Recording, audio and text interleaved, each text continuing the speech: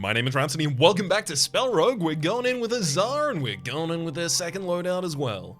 That is Mana Purification as the signature spell, takes a 1 to a 4, does it twice per turn, and returns the dice with double the value. So if you put a 4 in that, you'll get a 6 and a 2 back. There's also Dawn Dome, this is our defense, and it has 2 charges. On a countdown of 6, it gives us 5 block. And the other is Blinding Brilliance. On a countdown of 5, 3 charges, it deals 5 damage and applies 1 weak, which is straight up reduction of incoming damage from an enemy. Looks good to me. Let's go for the mutation stage 4 again.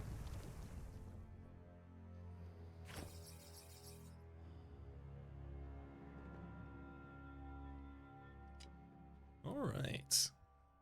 Enemy drowned. Heal the most damaged enemy for 4 health. I honestly think that will probably be one of the least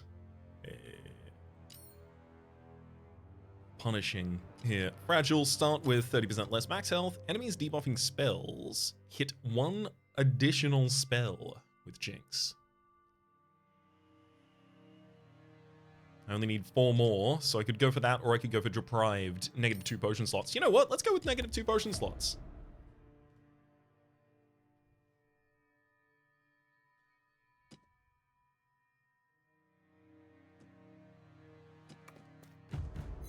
And our first artifacts with the Light's Lantern, on turn 1, we can roll a 1, on turn 2, we roll a 2, and on turn 3, we roll a 3.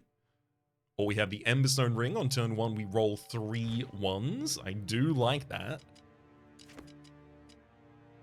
And Sunweave Cloak on health loss, gain 1 Banefire. I'm going to take the Emberstone Ring because it just seems to be very, very useful for this character in particular. I might only need 1 spell with which that's particularly useful, but it'll be absolutely worthwhile. There's an opportunity to get 2 events and 2 elites on the same line. I'm going to be targeting that to start with here. Let's also see if there's a way for me to quick cast things.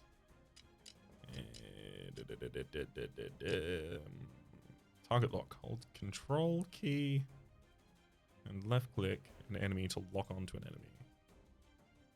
When casting spells, locked on enemy will be targeted.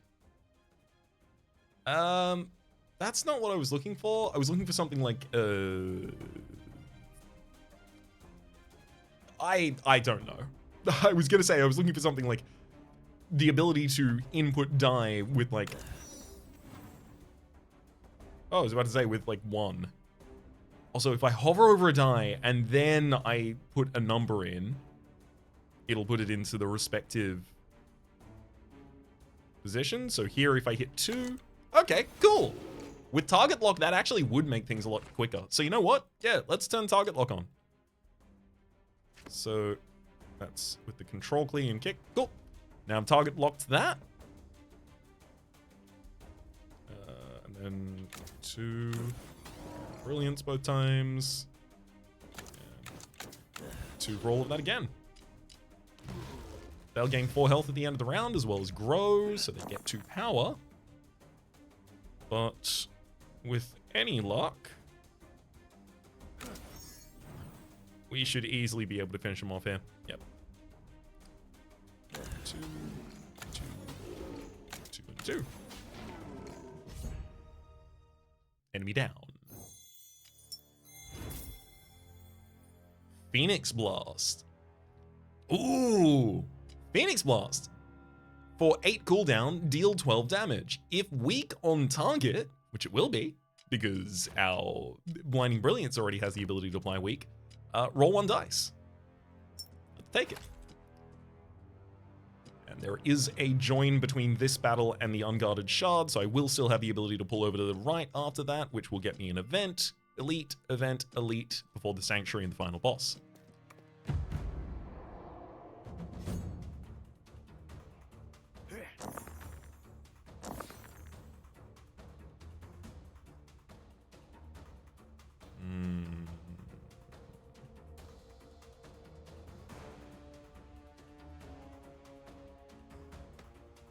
I'm going to throw a Blinding Brilliance at this frontliner. And then Phoenix Blast you, taking you out and rolling an additional die. That happens to be one that I can use Mana Purification on very effectively. I'm going to control click you.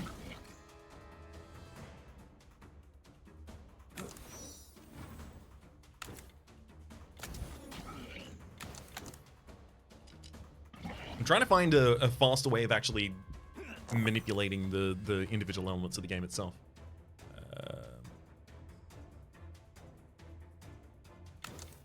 Because I think that will be essential over the course of the series. There we go. Enemy down. Some gold. Energizing potion. Target spell gains +2 charges. So I'm going to have to make sure that I cast this probably in the next fight, because I don't want to just be discarding potions all game and not using them. Incendiary. For a 7 countdown, apply Incendiary. Deals 25 damage in 3 turns. I'm okay with setting up some counters on these enemies. I'm gonna take it. Next thing I need to get handled is a little bit of defense.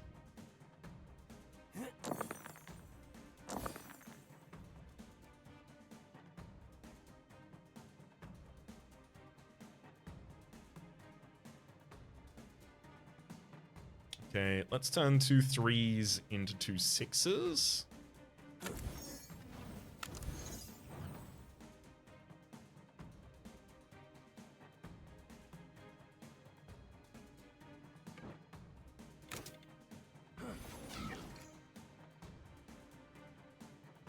And then I'll have the ability to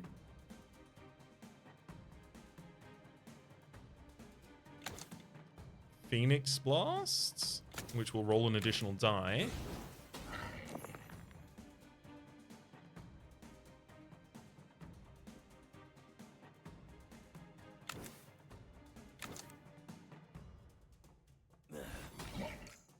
I'm getting snared this turn, but that's not really going to be the issue. Oh, I guess I did just damage that enemy and they're about to heal anyway off of the Vitality. At the end of each round, the most damaged enemy heals for 4 health.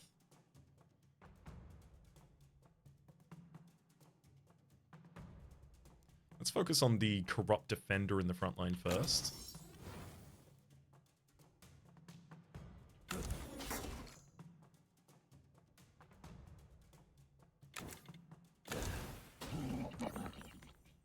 There we go.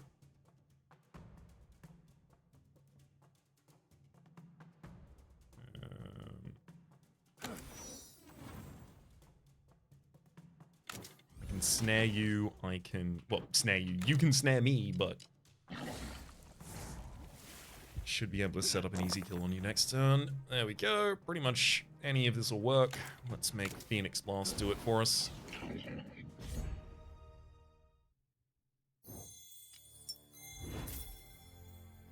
Channel Mana. Target spell gets -3 countdown. On turn 1, I can easily activate this twice because it requires specifically 1 on its dice. You know what? Yeah. I think that's a really good way to get Incendiary or Phoenix Blast to occur.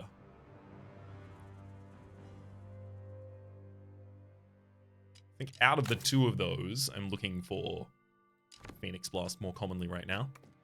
Let's pick up our first shard.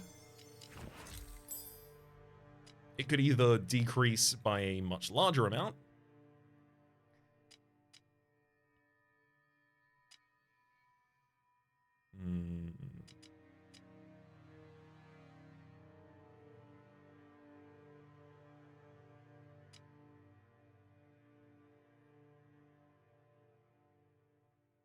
Actually, yeah, I'm going to have Channel Mana reduce a target spell's countdown by 5, which will give it the ability to instantly cast my Blinding Brilliance.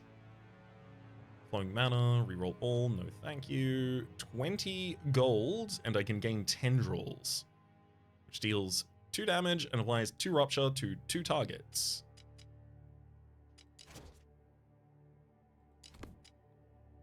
Ooh, all for 75 gold, which I can afford. I can get cast 3 countdown spells, -3 to the leftmost playable countdown spell. I like it. Let's take Tempest, and we're definitely going to be heavily building around countdowns now. I should make sure to use the tantalizing potion in this fight too.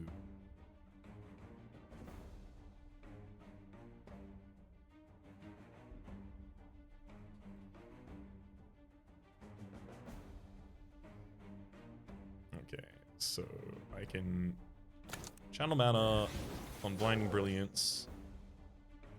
Channel mana on Blinding Brilliance.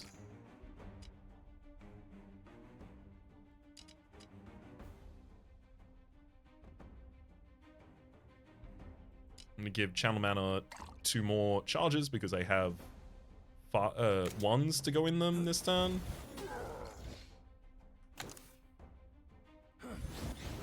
At the end of all of that, we reroll for a Phoenix Blast. Woohoo! And then just to increment Tempest, I'm going to cast Dawn Dome once, and then lower its cost. Now, because I'm not rolling another 3 this turn for free, 3 ones that is, this is going to be a little harder to do this turn than it was last.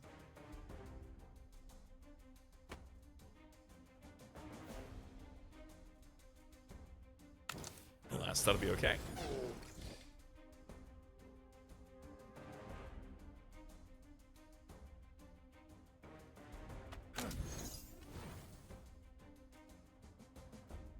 Pop a 6 and a 2 in Phoenix Blast. Gives us back a 6.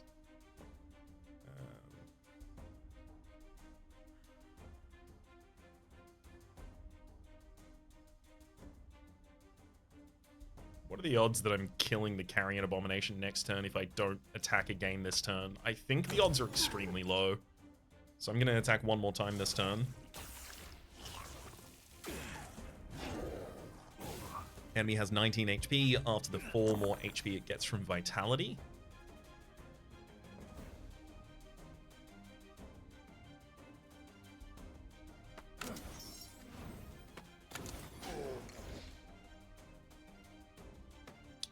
I'll cast a Phoenix Blast on that backline target, and then 1 more Blinding Brilliance is enough to take him out.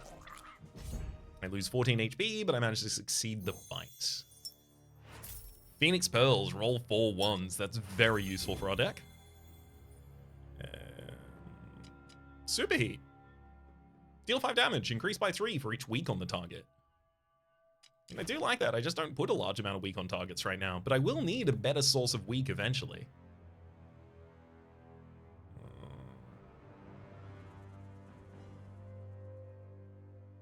I'm going to reroll because I'm still looking for a better source of defense. Infused Shield. A 1 to a 3 will give us 3 block. On a 3, we roll a 1 or a 2 again. I'm going to take that. Void Burn Sensor. I do like the Void Burn Sensor, but I also think I might need a shard to even survive the next fight.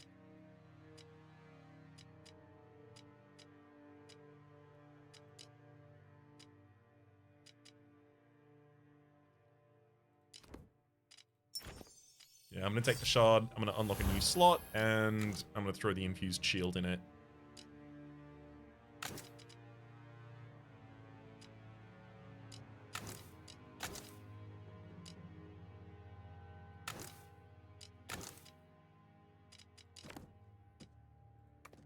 Hit an event.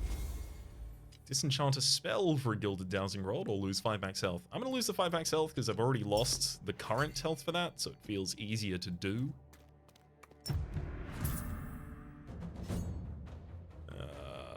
Corrupt Abbot can be annoying.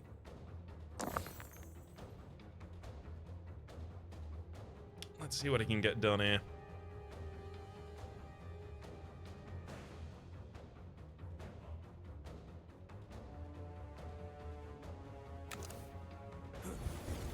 Thankfully, if I weaken the enemy twice,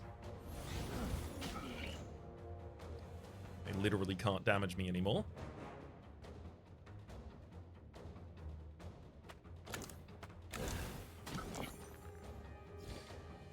I'm gonna re-roll off of it. That's another 5 damage for you. And sure, I'll get as close as I can to casting Dawn Dome and gain block that I don't need.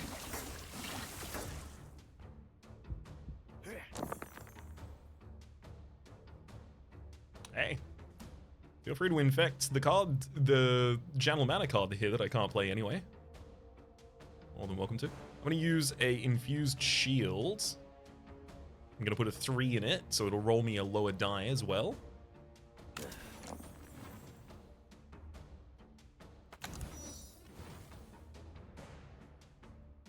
Let's get some Blinding Brilliance on this enemy.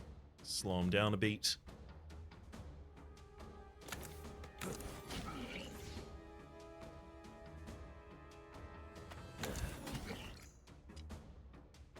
I'll take 0 damage this turn, not even from the infection. Enemies on half HP. They're going to take a buff turn this turn. Yep, gaining 2 power.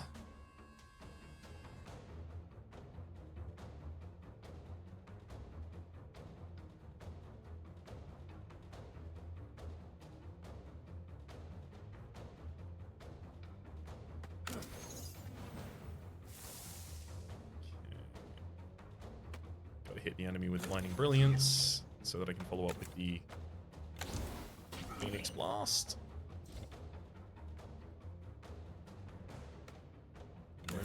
Back to Brilliance.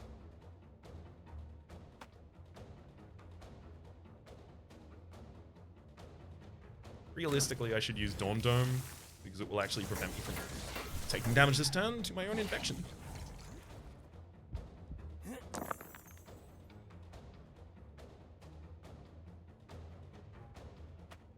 Channel Mana on Blinding Brilliance hits the enemy.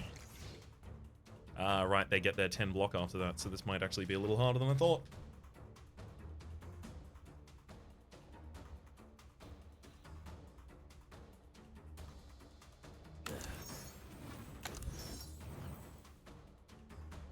Duping a 2 twice ends up with a 2 and a 6.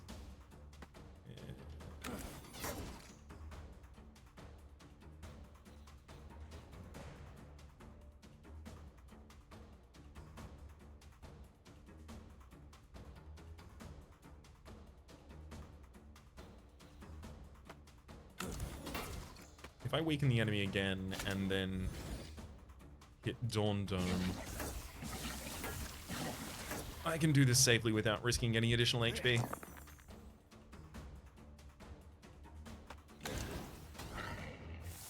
Goodbye to the Abbot. I didn't use my Phoenix Pearls, but that's also one of the best potions for my current build right now. Flamestorm. For 20 countdown, deal 6 damage 4 times to a random enemy.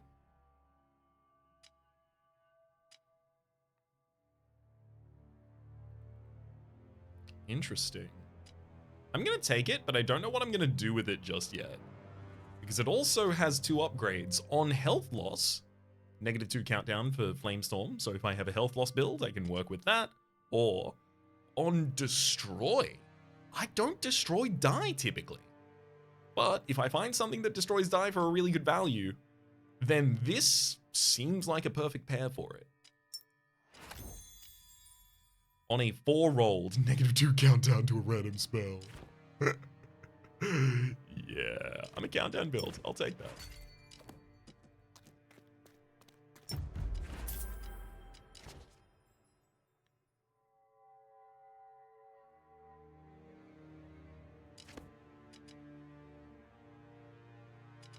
I need to get some extra max health, so I think I do have to disenchant something. I'm gonna get rid of Incendiary here.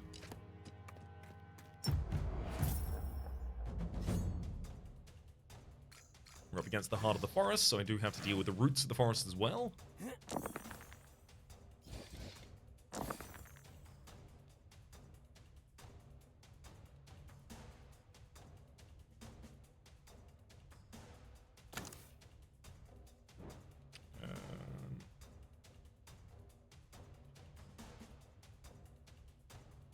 Yeah. Let's cast Blinding Brilliance a couple of times.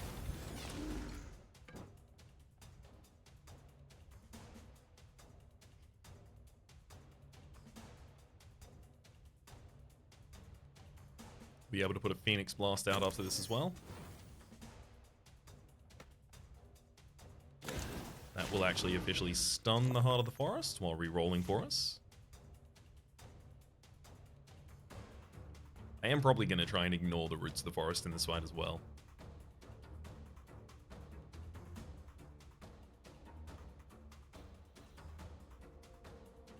Yeah, that seems right.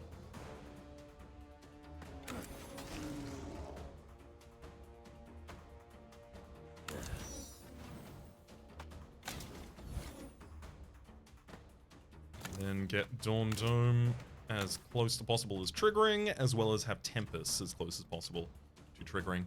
Ooh, with the actual 4 heal every turn though? Maybe this race isn't going to work out for me. It's just also killing a Root of the Forest is not especially going to work out for us. I don't think. I definitely need to use my Infused Shield this turn, hoping to roll a 1. There it is. I suspect I will have to target the Root of the Forest in the front line now.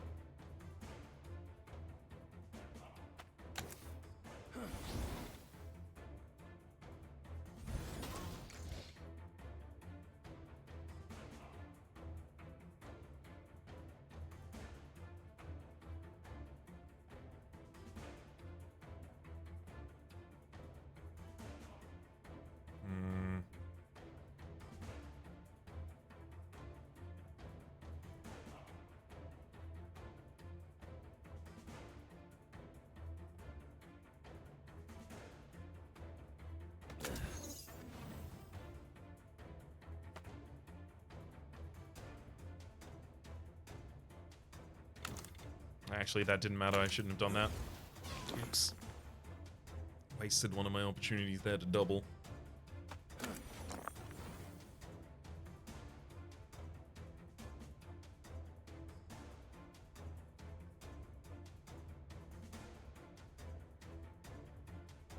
I'm also not going to be able to take out more units this turn.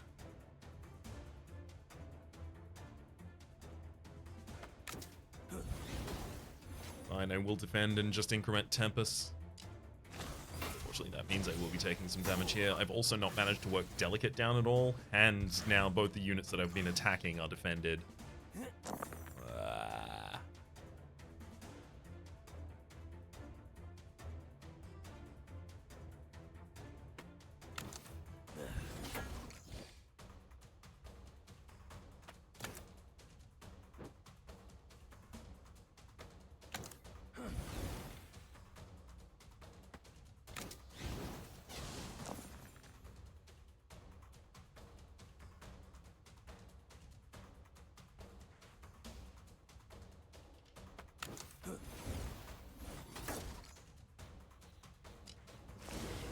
I mean, with 2 die broken, oof, boy. They can't be cast until I spend a die, so I'm gonna have to invest in them. That's not good. I'm gonna roll my 4-1s this turn. Open both of those up. Start blinding the main target here.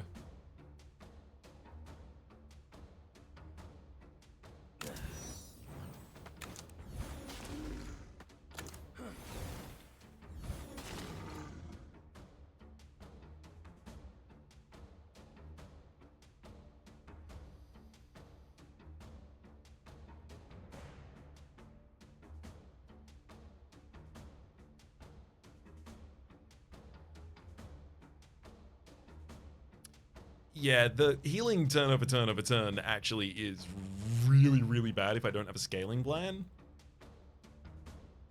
Because it's basically eliminating one of my attacks every turn, which is multiple of my die every turn.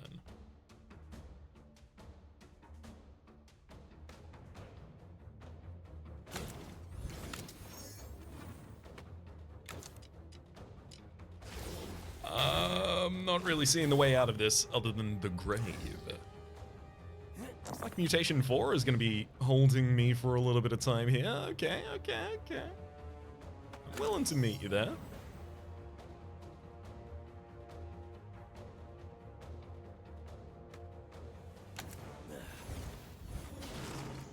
I'm probably going to be stunning the Heart of the Forest this round, which is going to be great. Prevent it from getting 5 power, which would be catastrophic.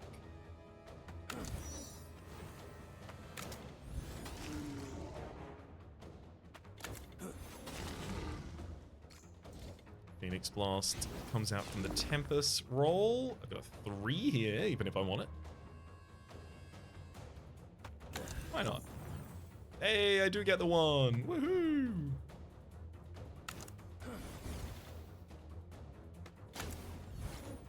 Not that it really matters.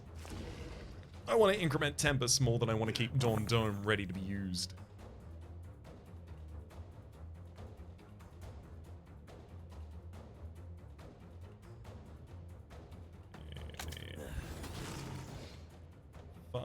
And an easy 2 on that as well.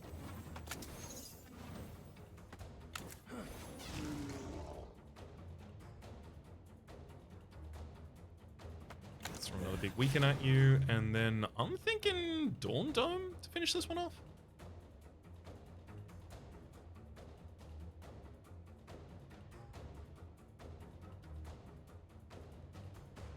I'm gonna have to get some defense done this turn.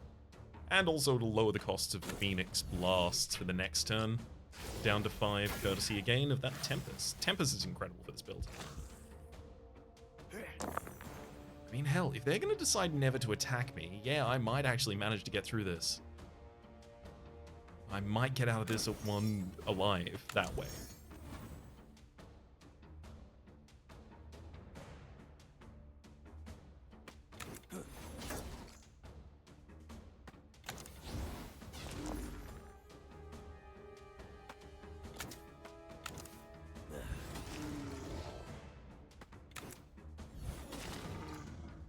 Unfortunately, I'm going to have another 2 spells debuffed with Broken. I was 3 off of being able to stun the enemy that turn. 2 spells buffed with Broken, or debuffed with Broken rather, is going to be a little bit of a nightmare here. There's not too much I can do this turn. I'm just going to have to double in order to open up Blinding Brilliance. I can cast that with a single 5, which is enough to stun.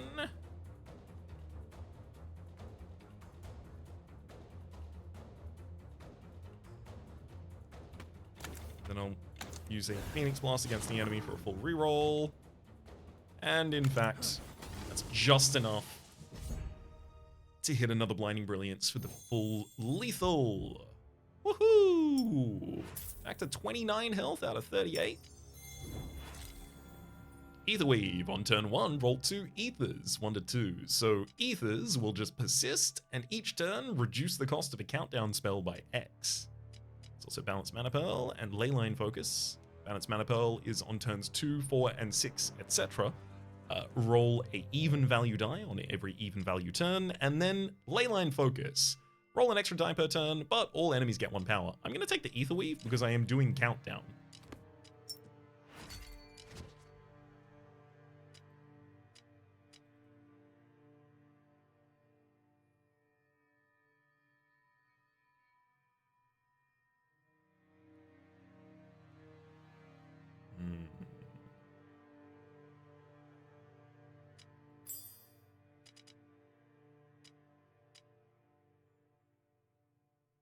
Lowering the cost of Phoenix Blast would give me the ability to cast it much more easily, but at the same time, casting it much more easily is not necessarily what I want.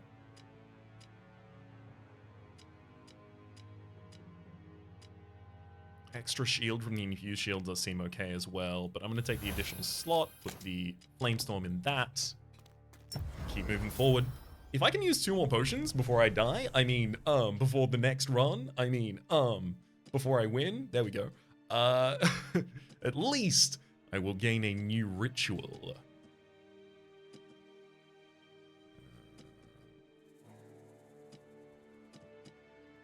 That'll be enough for me.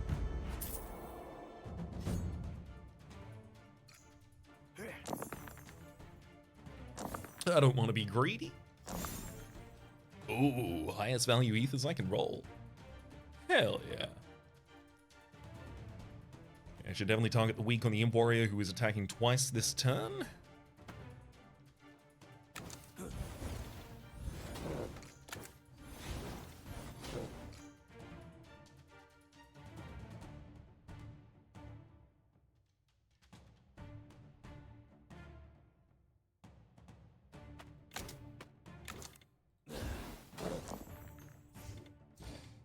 Ooh, I rolled a 4, so it lowered the cost of Tempest further. Hell yeah.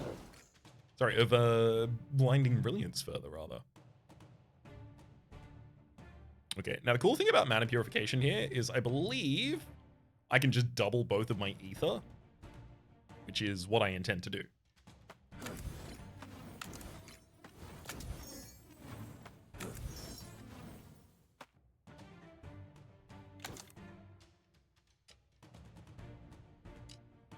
Heck, I can double each of them next turn as well.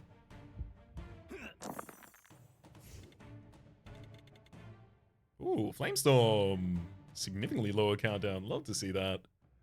But yeah. Now I've got 2 Ether 6s on board. That's a lot of countdown help.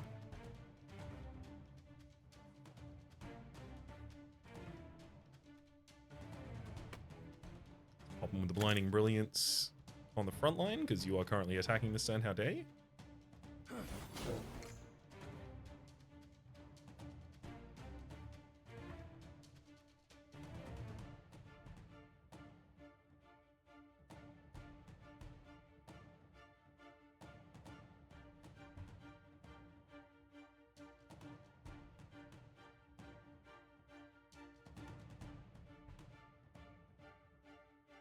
I'm fine with being snared next turn, which means I'm okay using my 6s now.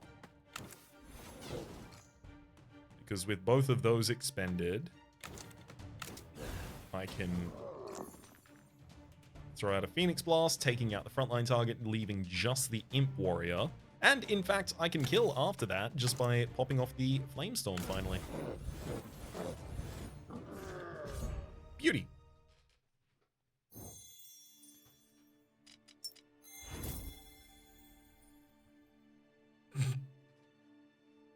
This is good fun.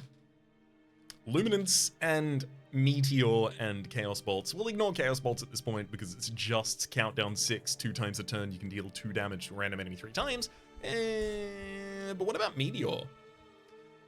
Has a countdown of 12, can only be cast once per turn, but it deals 24 damage. It decreases how much damage it does if you use dice on it. However, I don't have to use dice to cast spells necessarily. That's actually probably way better than Flamestorm for me right now. Then there's also Luminance, which we've seen the power of Luminance before. The ability to go Radiant. Great fun. I'm going to take Meteor in this instance and then replace the Flamestorm with it.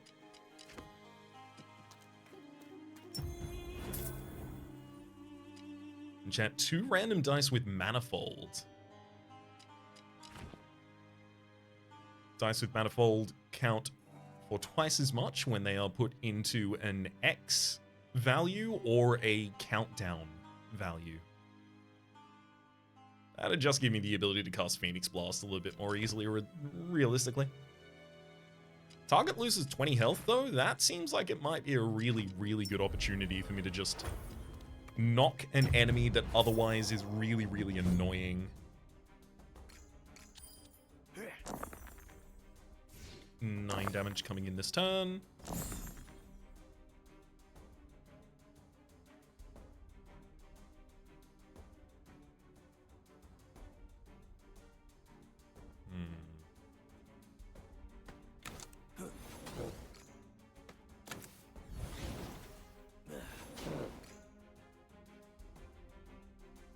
Throw a couple Blinding Brilliances at him.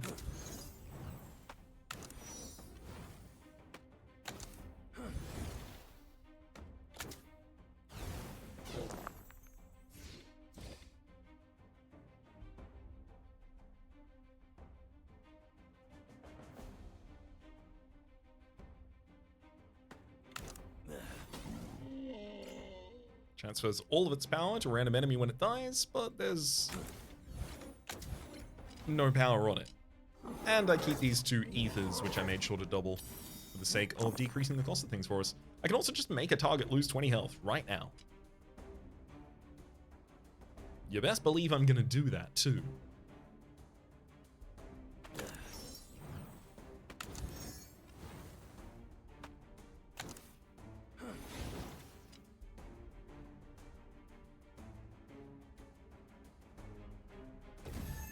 They're both just gaining power this turn, which makes everything so much simpler.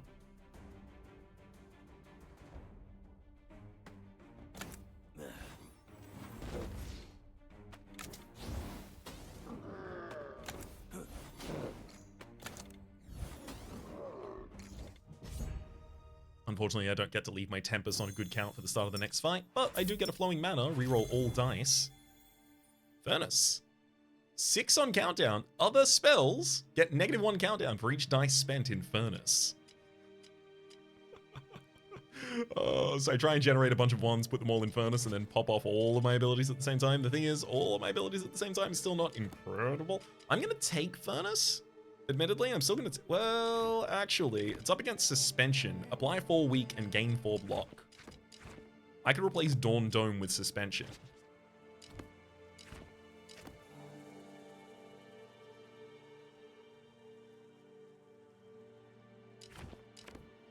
Heck, I could even use Combustion, which each time we cast it lowers its countdown cost by 2 this combat. I could eventually get it to lower itself down to 1 and then just cast it for free consistently. With the Tempest, that sounds like it'd be a good time. I'm going to take Furnace and I'm just going to leave it up here. I'm not going to use that yet.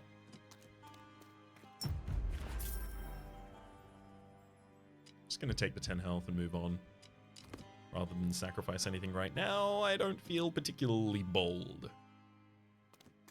I don't feel especially daring.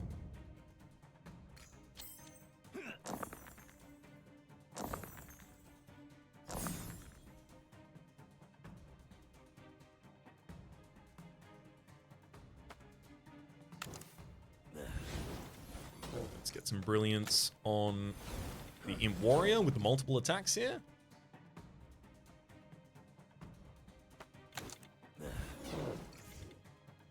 Tempest sets Phoenix Blast down to a degree where it is usable immediately.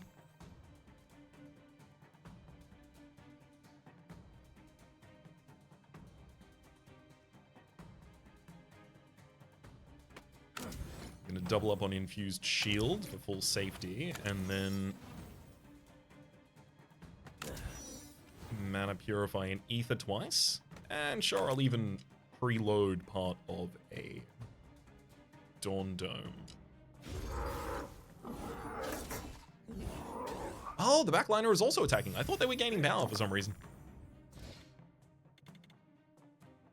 So good, not like it's too much of an issue.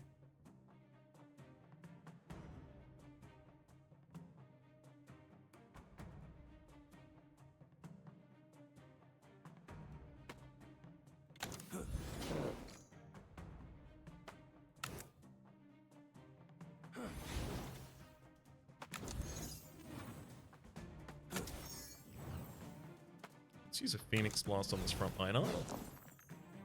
Giving me another die and lowering their HP. Great. But then I can use one Blinding Brilliance on the backliner and remove 20 health from them for the immediate kill.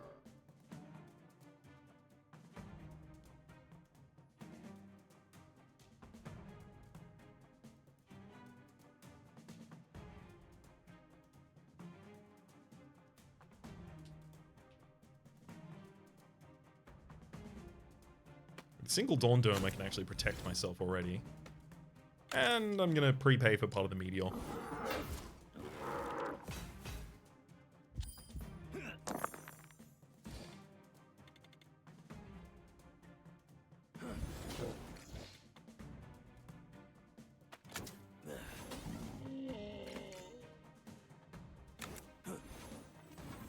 In with the big old Meteor, and then a Phoenix Blast taken the rest of the way.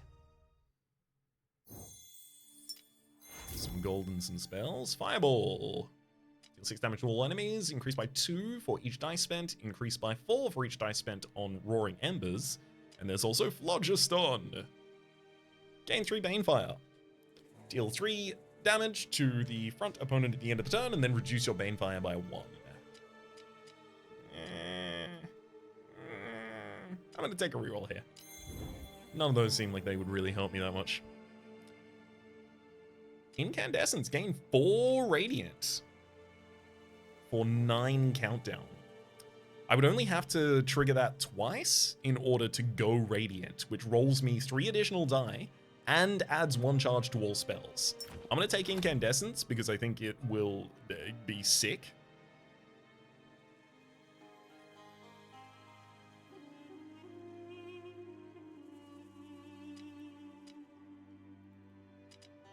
Oh, I really want to be able to trigger that.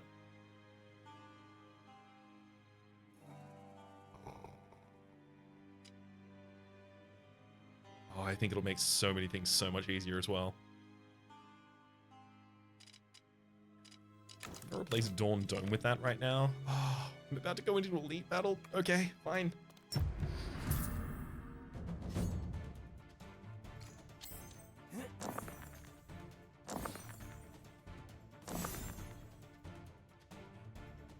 Wow, no 4s.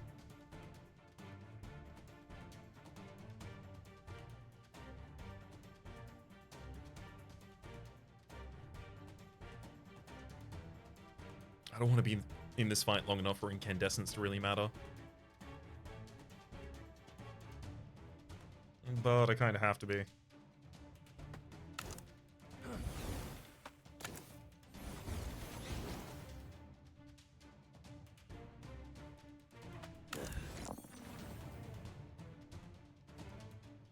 you to the Infused Shield for giving us back a 1.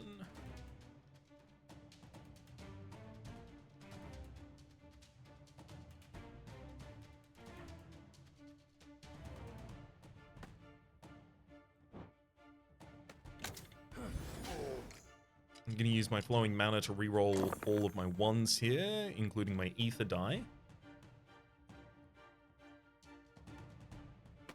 The enemy is weak, so I can Phoenix Blast them. And roll an additional die in doing so.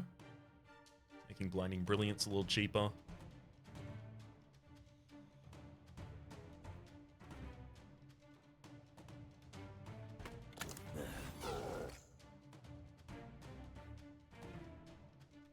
I'm going to cast Blinding Brilliance 2 more times this turn, so I'm going to only take 3 damage at the end of this turn. But I will also have a 6 and a 4 as Ether die, and as soon as they cast a countdown spell, they're also going to trigger Tempest for reduction of the cost of another countdown spell. Yeah, let's take out the unit that otherwise is going to deal 14 damage to me. Ooh, Soul Rasp. 20 HP off the unit. Very handy.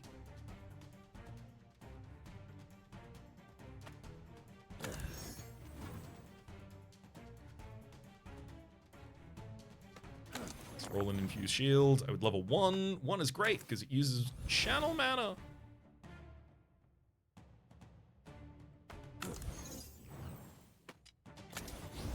I'm so close to Radiance now.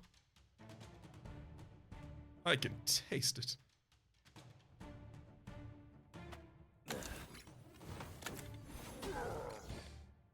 Of course, it looks like I'll have to take a little more damage to get there. 5 more to my body directly.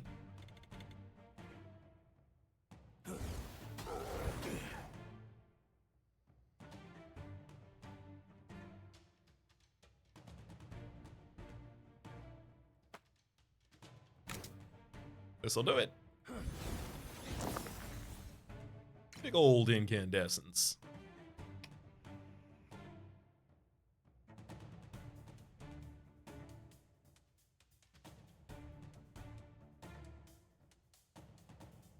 Leaving me with the ability easily to kill a frontliner with Blinding Brilliance. Double of 4 to get a 2, so I can throw that into the next Blinding Brilliance because it had already been decreased in cost by Tempest.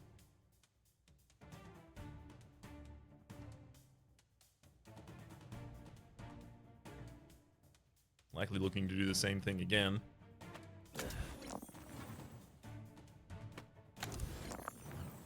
Get both of the infused shields to re-roll with a 3. Blinding Brilliance. One more Blinding Brilliance. And that'll allow me to use Channel Mana on Phoenix Blast in order to re-roll another die. Love to see that. Because then I can just invest both of those into infused shields. Comfortably make it through to the next turn without having taken damage. And on this turn, I'm going to have access to Soul Grasp again.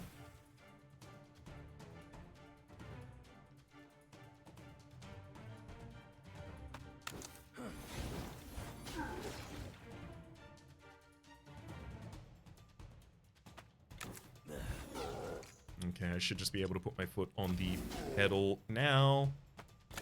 Single Phoenix Blast will kill the actual Djinn.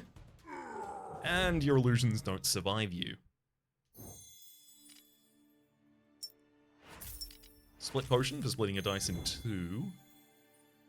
Conflagration.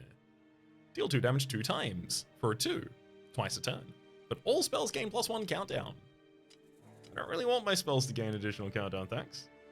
I'm going to take a reroll here. Ashen Plating. For 11 countdown, gain 9 block. Then reduce the countdown cost by 1 this combat. Eventually becomes extremely castable. Fickle Barrier for 2s, it will give you 4 block. Heatwave. On a 5 to a 6, apply 2 weak to all enemies, and then roll a 1 or a 2.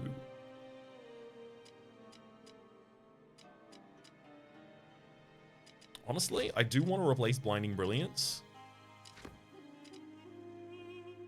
I think that's the perfect thing. It's defensive, and it mills me out a lower die, so I have the ability to defend with Infused Shield if I need to. Or Channel Mana if I really want to, which I do, because I really want to, because that'd be good for me. Element of Composure. On turn 3, gain 4 power. That seems nice, but I don't cast a lot of things. I want to take another shard. Incandescence giving me the ability to become Radiant on turn 2 seems incredible. Heatwave rolling a second die also seems pretty good.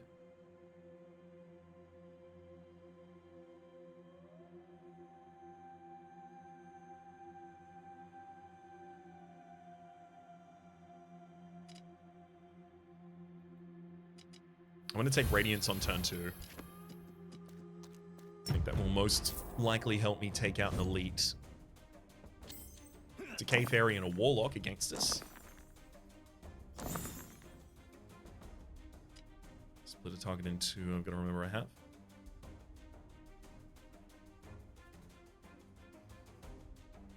Okay, I'm going to be channeling mana on Incandescence twice this turn.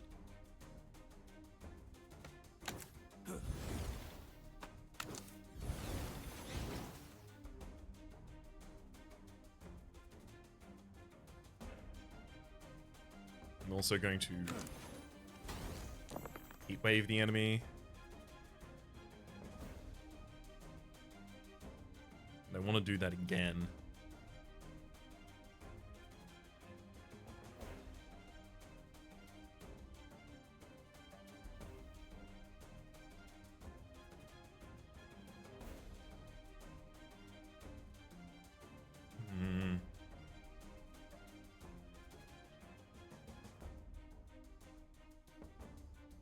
Can do it again, but I'm not gonna like it.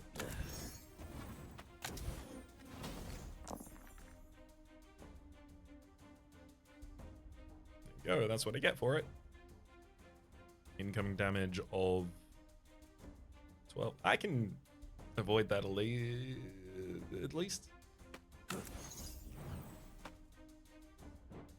Put 3 1s into the infused shield for 9 block.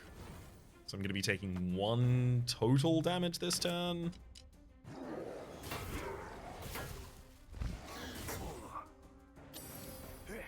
Still more than I wanted to take. Thankfully, I can use Soul Grasp to immediately take out the Decay Fairy without even trying to fight it. 18 health, and I will take 20 from you.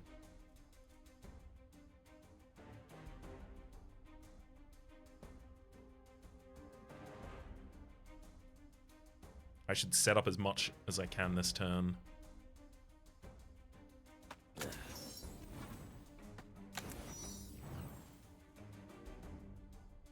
Yeah, that's what we're looking to do.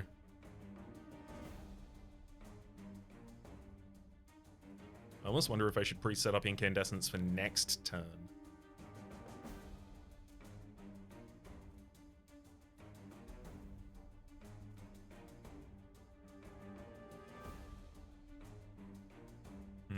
No. Let's get that Radiance going off, which gives me the ability also to channel mana on Incandescence again.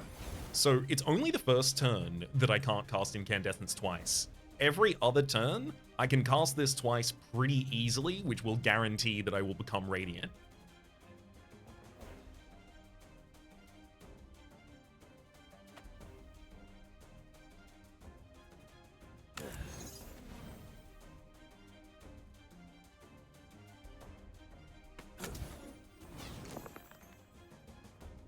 Made the enemy weak for a moment.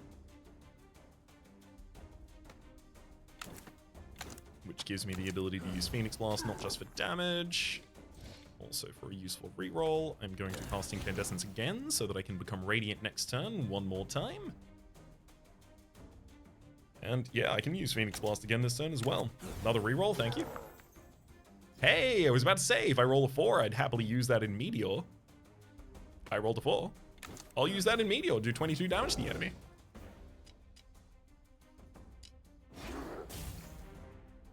Two 6 ether die here, happily just ticking down my big countdowns for me. Love it. Okay,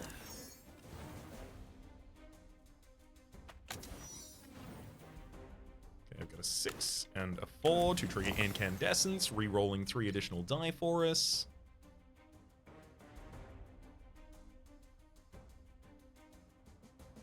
I'm definitely gonna have to Heatwave this enemy as well.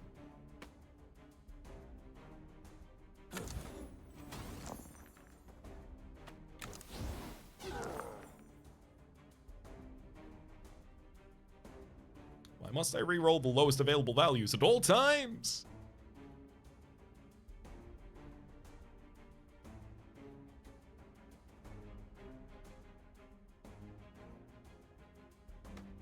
It costs Meteor on you. And then channel mana into a Phoenix Blast in order to cast another one of those at you. Yeah, this Incandescence in the build is really getting me going. It's really gonna be the only reason that we're doing anything for a while. My defense is still very lackluster. I almost feel like I don't need the infused shield now that I have Heatwave here to lower the value of my die.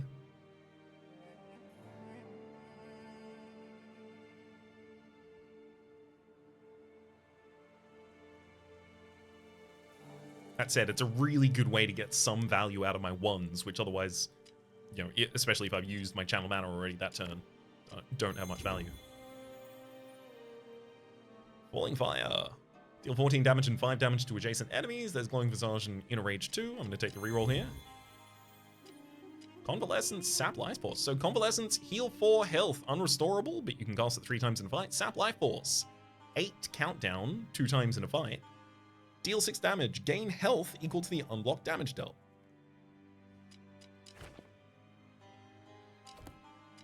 And then finally, Charcoal Dagger.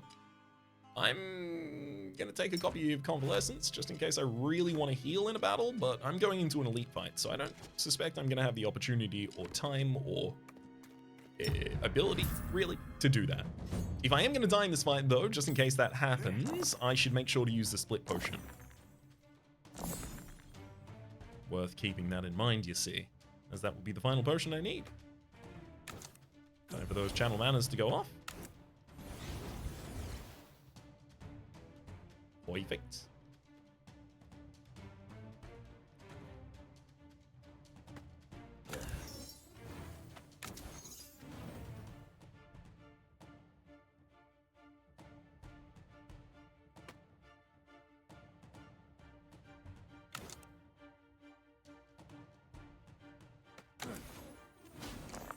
I should probably cast a Phoenix Blast on the enemy while I can. Rolls another die for me. Hey, and that die happened to be a 4. Great. Happy to invest a 4 and a 1 into the Meteor. Maybe I do throw the 4 in, but a 1 seems a bit overkill here. Fortunately, the enemy is healing already.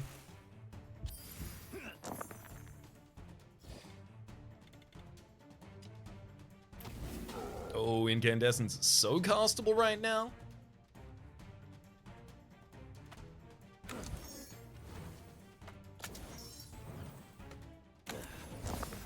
Oh, look at that radiance.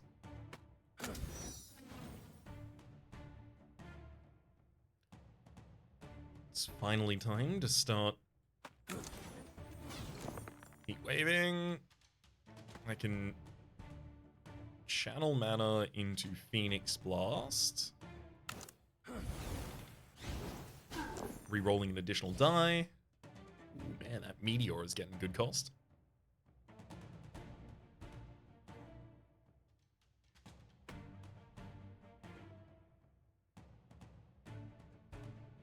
Channel mana into Incandescence, because then with a single 4, I can get my Radiant from this round.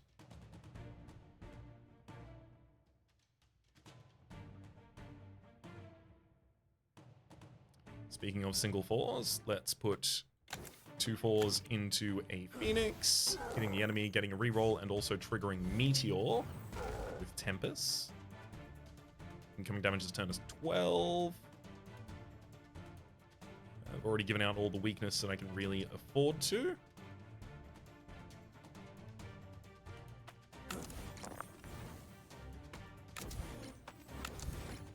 Thankfully, I can I can defend for a full 12. That is exactly how much I can defend for.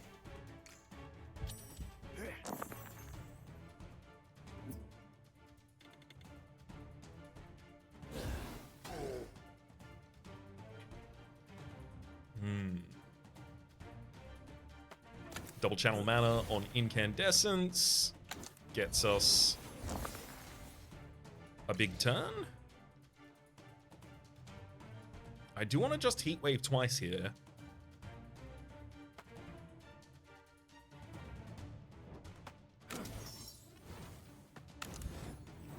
At least... yeah, no, I am going to do it twice. It's so worthwhile.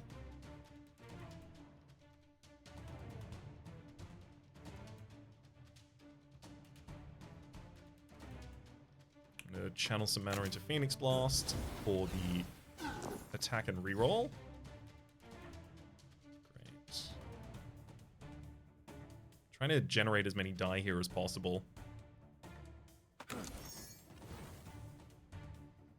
Especially as many heat waves. So, well, actually I can cast full infused shield after this and I'll be okay with that as well.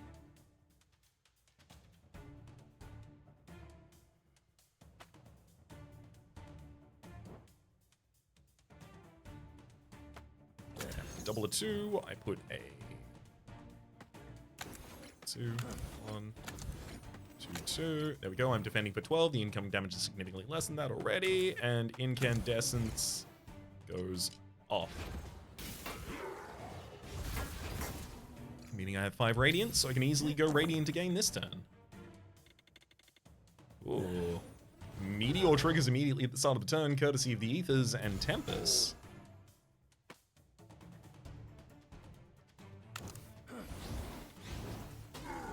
And I can channel mana into Phoenix Blast in order to take the Devil Assassin out. Flowing mana. I didn't even use the spell. But reroll all die versus split a die in 2. I do want reroll all die. Vindictive Strike. Deal 12 damage to the frontmost enemy on health loss. -2 to its cooldown. There's also Magma Skin for block and Pyro Hide, reflecting damage to the enemies that attack me. And then Incinerate. Just countdown for damage. I'm going to reroll here, seeing if I can find anything good. Heat Stroke.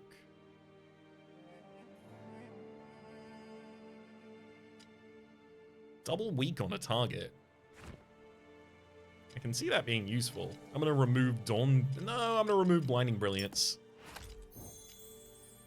Greenbeard Helmet, keep up to 10 block between rounds, or a Shard. So right now, what is the best value a shard can give me? Additional block from infused shield doesn't seem that great. Rolling more 1 or 2s from a Heatwave, that just gives me the ability to invest more. Actually, no, that does seem pretty good.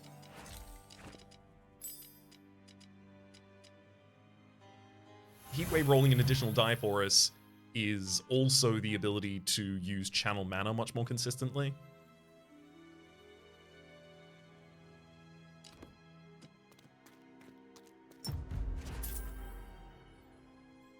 Here I will take the opportunity to disenchant another spell, and I'm going to get Dawn Dome out of there. Alright, Shadowfire Twins. Let's see what's up. I think this is the first time I've had to fight you in a fair battleground. And I'm terrified.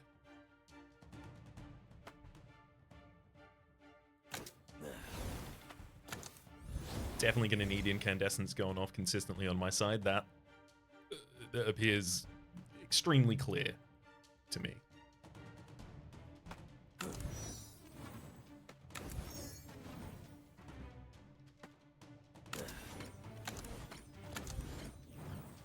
Fully defended the incoming damage, but I will have 2 curse applied to me.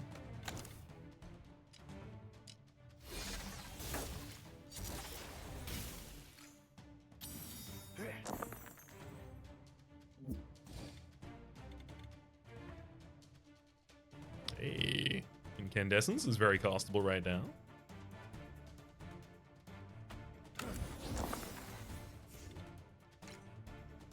And heck, it even triggers Phoenix Blast. Why not?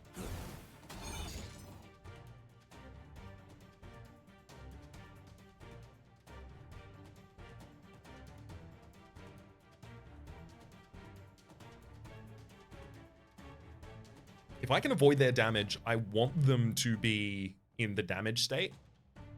And this turn, with the ability to apply Heatwave a fair few times, I suspect I'm going to want them in the damage state, which means I'm going to be attacking the backline Shadowfire Twin. So Heatwave rolls 2 1/2s. I'm looking for 1s for the sake of the channel mana. Rude.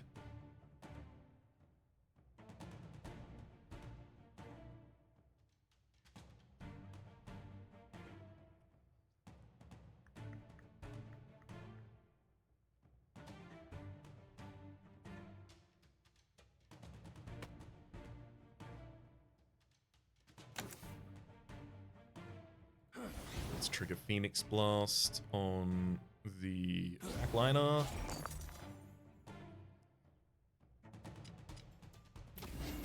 Lose 20 health as well. They're both trying to attack. If I double both of these 4s. I can generate some 6s.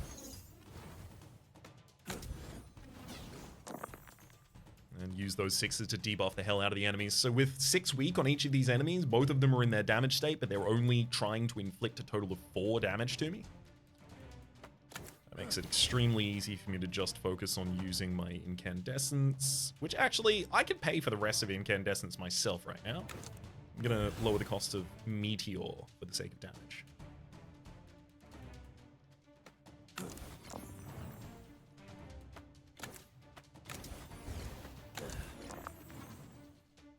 There we go.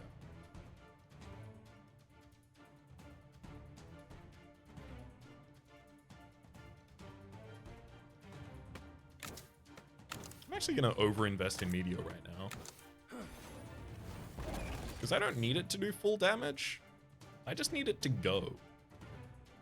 And it did.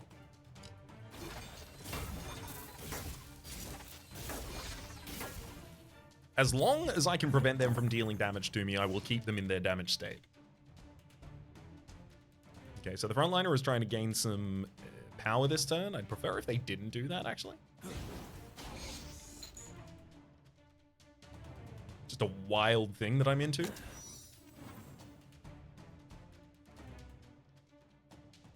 Perfect. A 6 and a 2 is enough for another Incandescence. We're Radiant again! Woohoo!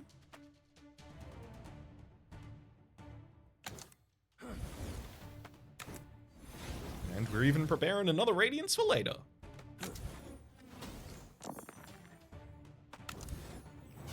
Please get me a 1. Thank you.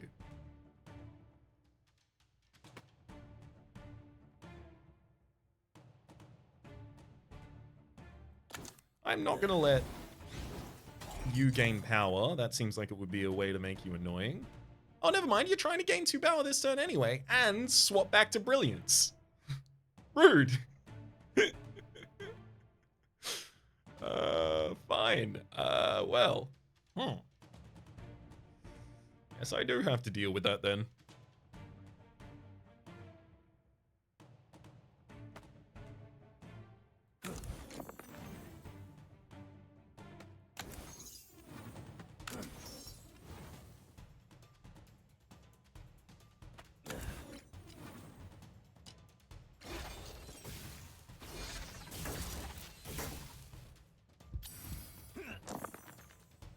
Okay, I can remove 20 health from one of them at any time.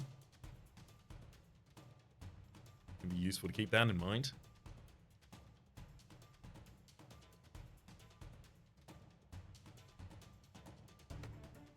Let's mana purify.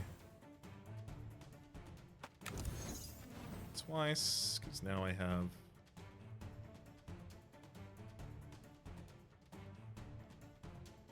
I'm getting close to the ability to cast Incandescence easily.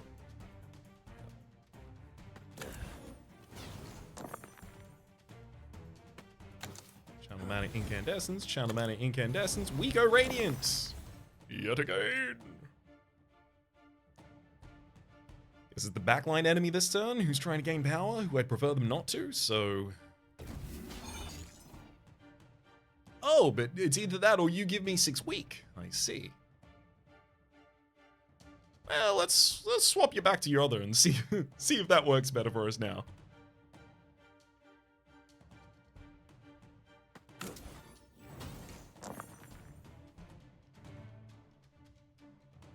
Admittedly, that is actually what I intend to do. X-Blast gives us a reroll and lowers the cost of itself with the Tempest. Thank you kindly. I'll use Channel Mana to cast that again, re-rolling another die, getting a 6, which will make Incandescence a lot easier to trigger.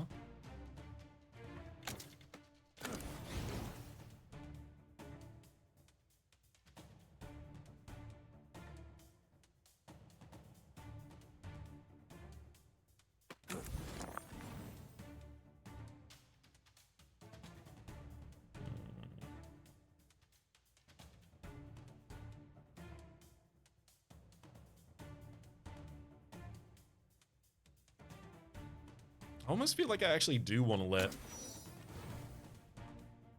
the Shadowfire Twin change back. Yeah, it's gone back to trying to gain power. But at the same rate, I'm going to take no damage. And I will still be able to do damage next turn. Whereas if next turn, like, I could barely do any damage because I was weak... I could see that not working out for us.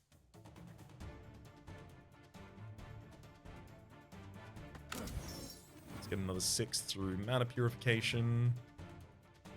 So that I can channel mana on Incandescence. Woohoo!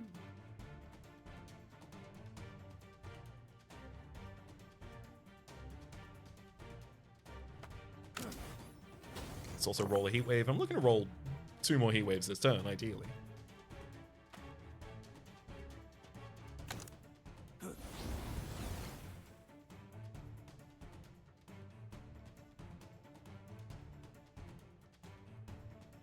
Admittedly, that is going to be kind of difficult, though.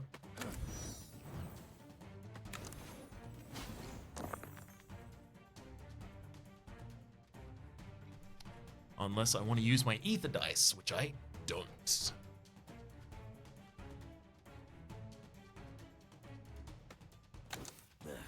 See if the Phoenix Blast will save me.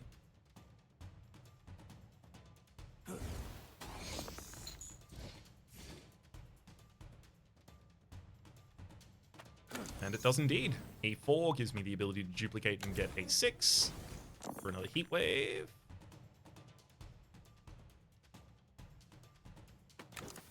Let's go for another Phoenix Blast as well.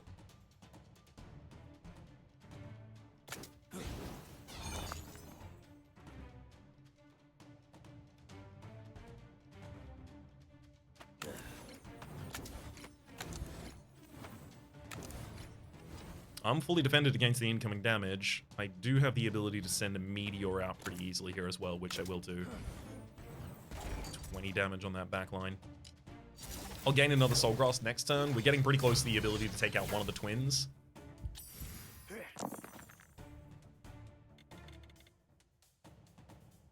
It does seem like taking one of them out first seems a good idea. Unfortunately, the one that has the most health is also the one that probably should die first.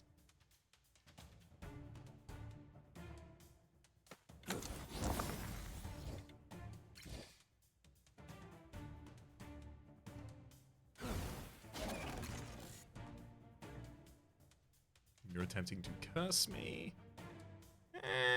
Curse is a little bit annoying, but it could be a lot worse.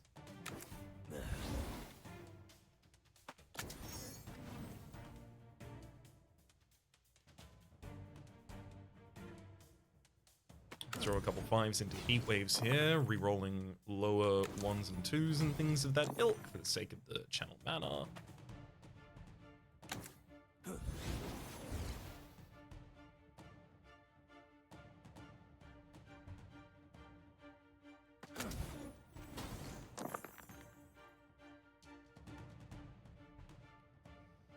Incoming damage this turn is pretty well nullified already.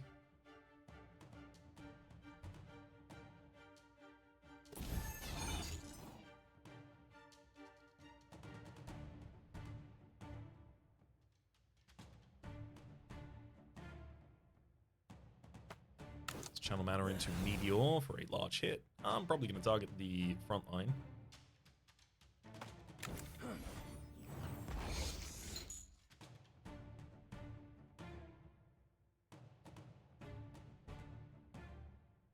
They're both weak as well. So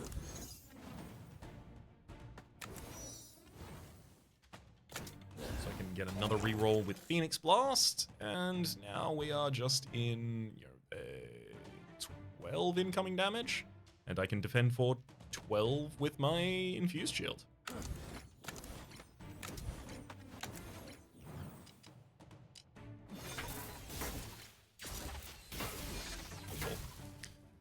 Yeah, I wanted to make sure that the frontline target was going to die first because it has so much power. I really don't want to get to a turn where it multi-attacks and I'm not ready to kill it.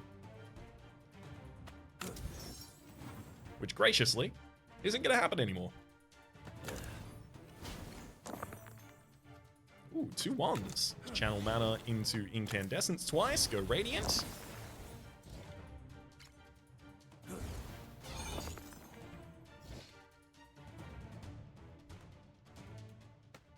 Channel mana back into Phoenix Blast to roll another die for free.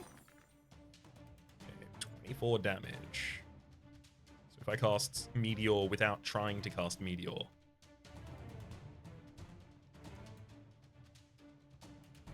Which isn't really going to happen. Or I could cast Meteor twice this turn. Take that target out.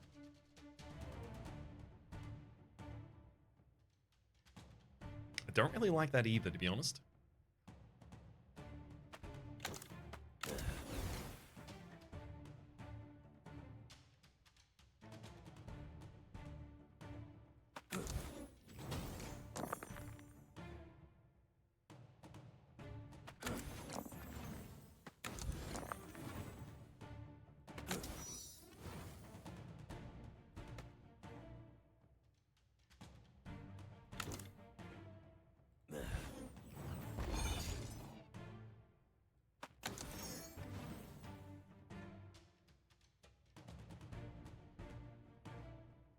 Actually, I think I probably can afford to invest in Ether into taking the front line out. Because taking that out... Oh, it transfers the power. Oh. I didn't know that. Oh. Well, it also stuns it for that turn, which was pretty good.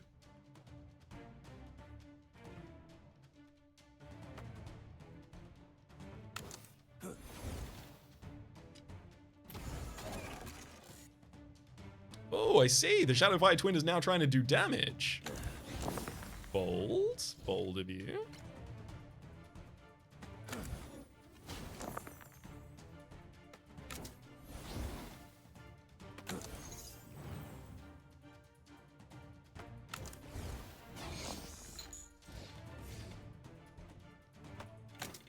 Meteor on the enemy, swap back to your damage dealing state, and then I'll finish you off with the Phoenix Blast. This is like the fairest deck I've had so far.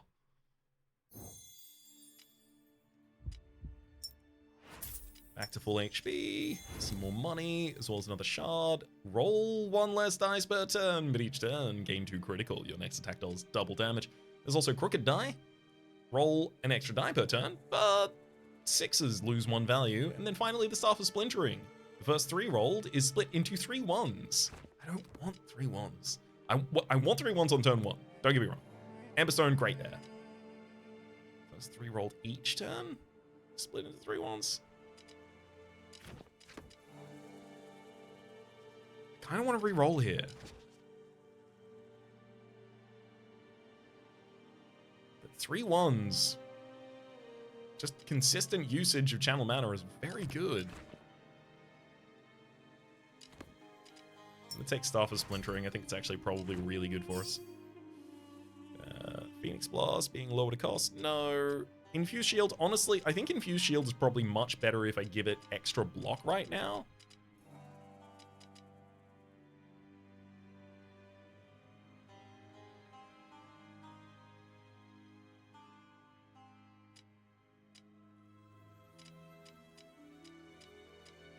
And eventually I am going to need additional block, frankly.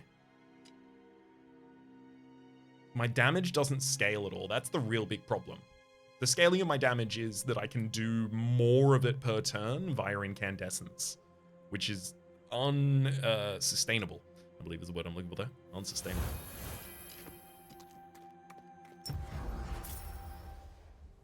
Turns out I did not need to use the flowing mana roll in that fight.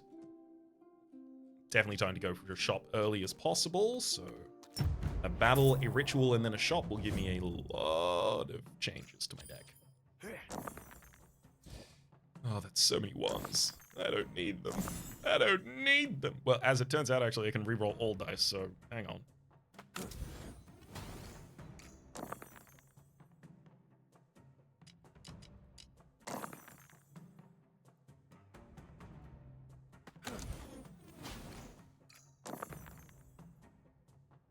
Big Heatwave.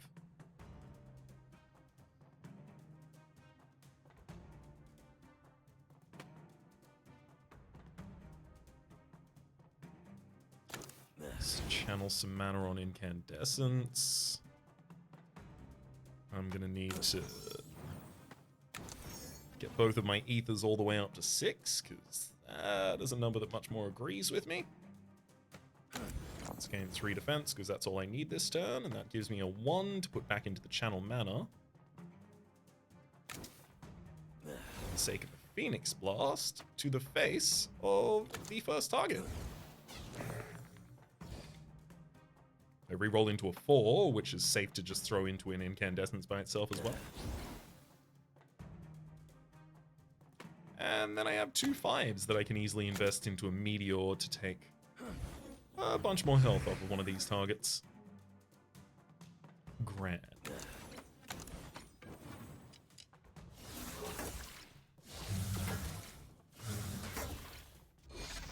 Each of them gain 1 power while attacking me, and unfortunately the frontline spirit, the one that I've been dealing the most damage to, has now gained a spell shield. So I'm not going to be able to target it again. Well, at least this turn.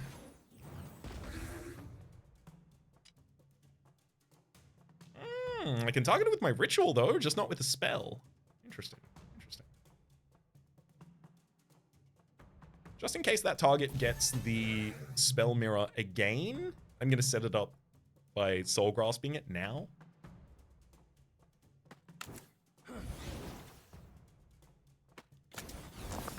Time to go Incandescent.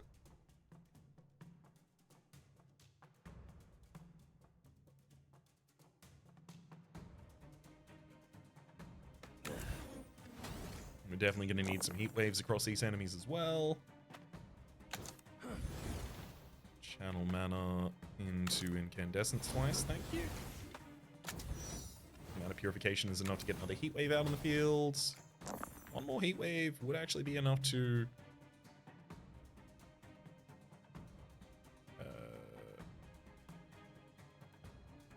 take no damage this turn.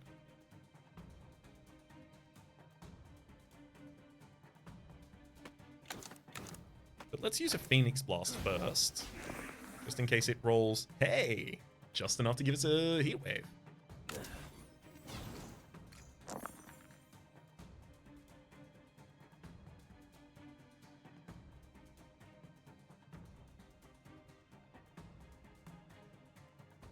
So I don't need to defend it all this turn. Easy then. Let's throw a big Phoenix Blast out. A 6 can happily go into Meteor. Actually, in fact, I'm going to finish investing in that Meteor and just take out this midline target with 16 damage. In 2 turns' time, I will have Soul Grasp for finishing off the frontline Cosmic Spirit just in case it got shielded this turn, but it didn't get shielded, so in fact, I'm going to kill it myself. It was trying to reshape. It will reshape into a monstrosity unless dealt X damage next turn, so 15 damage would have to be dealt to it.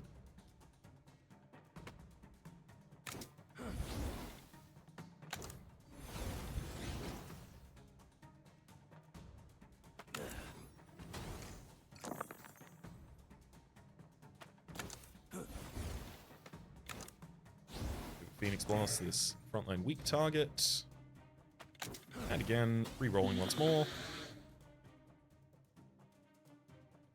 Okay, so Pylon of Might is going to be giving that spell mirror every single turn, so now I need to take out the Pylon of Might in order to be able to actually deal any damage at any point.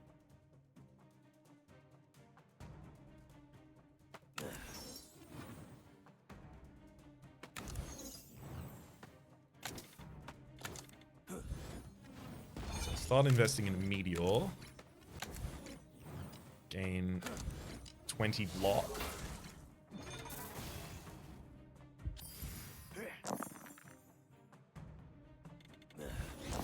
Perfect.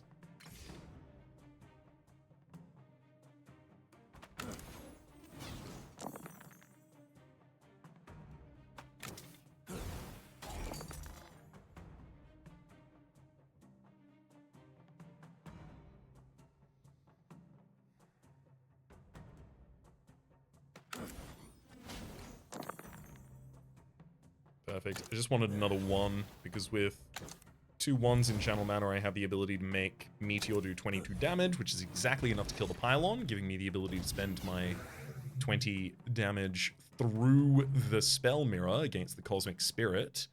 And then in order to wrap up this turn, I only need to defend for a small amount, as well as cast Incandescence. Those are extremely approachable ends.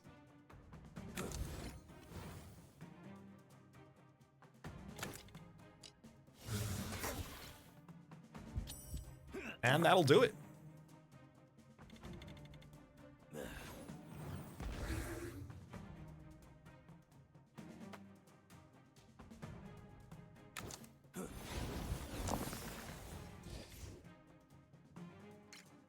These ether die really go off when you can get them to have a better value, that is.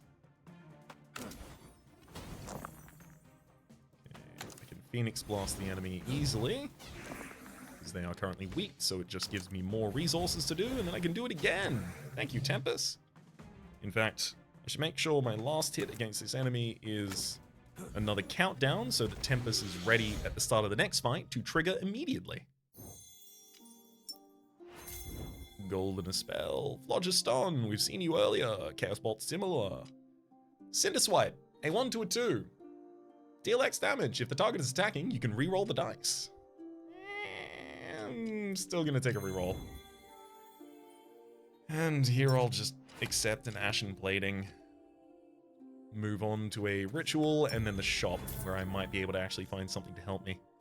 -7 countdown to target spell. That would be the ability to cast Meteor every second turn much more easily as well.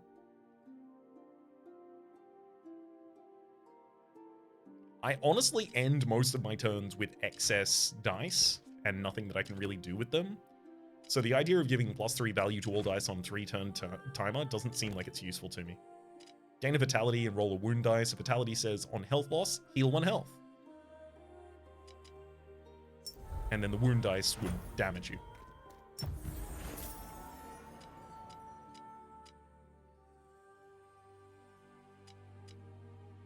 Skjoldor.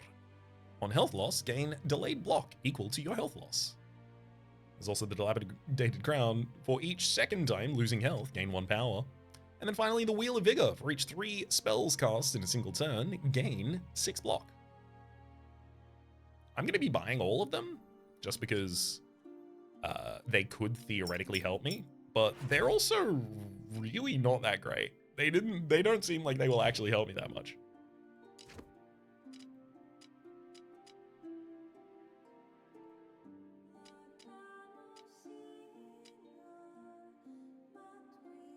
Volatile concoction, deal X damage to all enemies equal to the total value of unused dice.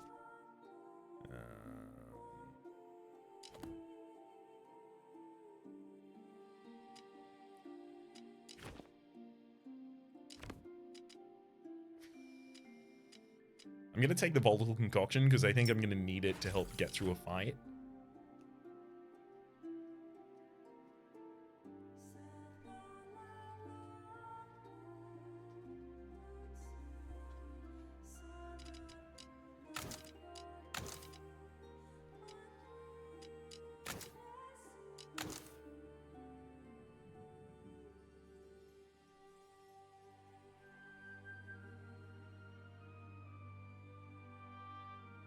How do I do more than I'm currently doing? One way would be getting an Ashen Plating in here and allowing it to lower its cost gradually over the course of many fights, but I also need a way to filter out my low costs. This seems like the best I can do at the moment, which isn't encouraging. I'm gonna sell some spells. Just the ones that I don't really think I can use, which is, as it turns out, all of my spells.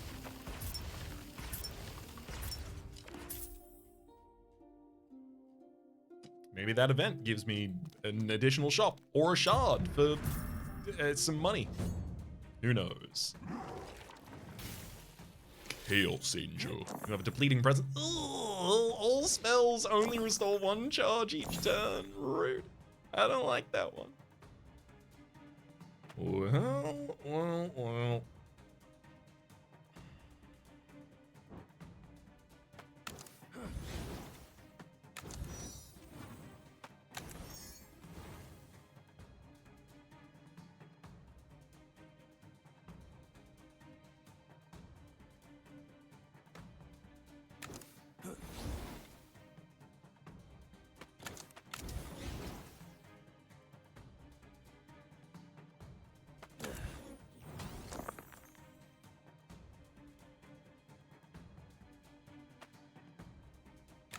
Reinvest a bunch into the Phoenix Blast. Ready for the second turn. I've already got some Radiance.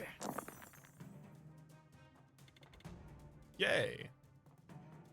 That's exactly enough for Channel Mana to pop the Radiance Incandescent for us.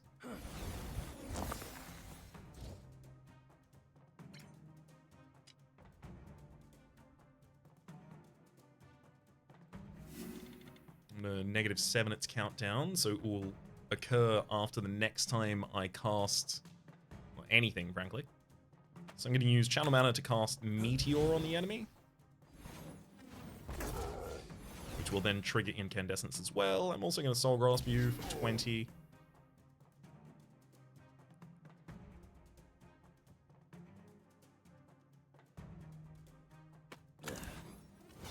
Let's roll a Heatwave. Just so that I get extra value out of my Phoenix Blasts here.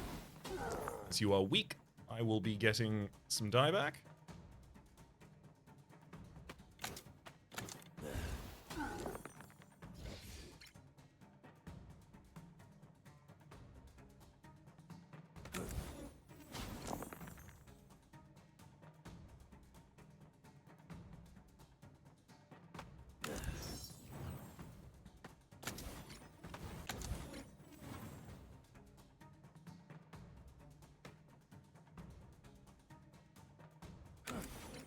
Take the opportunity to defend against all of the damage this turn without exhausting all of my resources.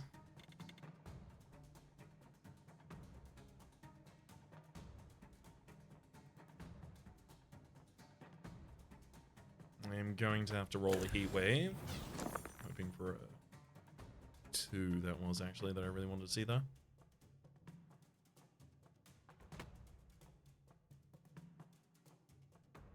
Channel Mana into Incandescence. No need to use the Volatile Cocktail just yet. If I Mana Purify, I can throw a Phoenix Blast at the enemy in order to reroll. Rude. Oh, there's Incandescence. I have to overpay for it, but I do get it.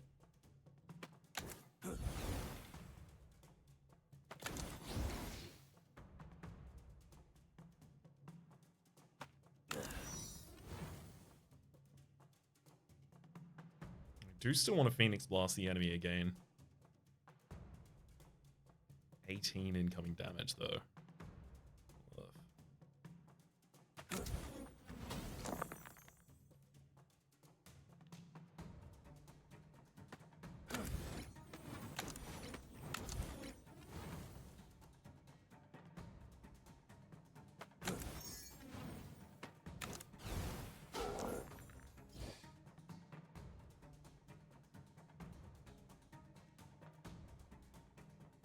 Really? You're split into 3 1s after all of that?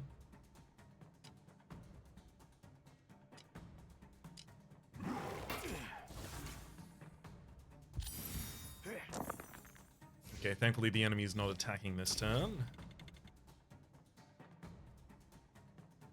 That'll be handy. Put 2 into an Incandescence and then trigger it with a red candle. Another 20 HP loss for the enemy straight up.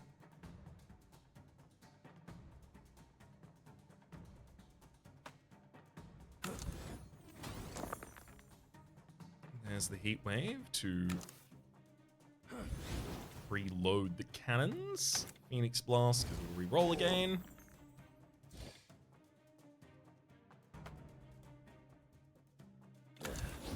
Easy Incandescence trigger.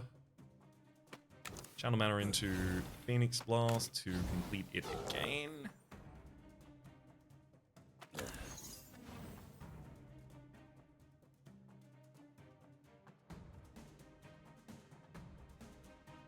I'm also going to drop a big Meteor on your head. 22 damage worth. And in fact, I'm going to drop another 20 damage worth of a Meteor on your head.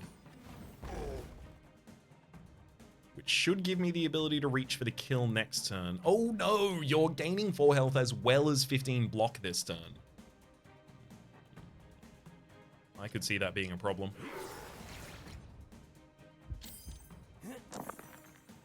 As long as I can get 2 Meteors off this turn, that should be okay. Which isn't guaranteed, but knowing that I should kill the enemy this turn should make it a lot easier, because then I don't have to invest anything into Incandescence. Channel Mana into the Meteor twice. Oh.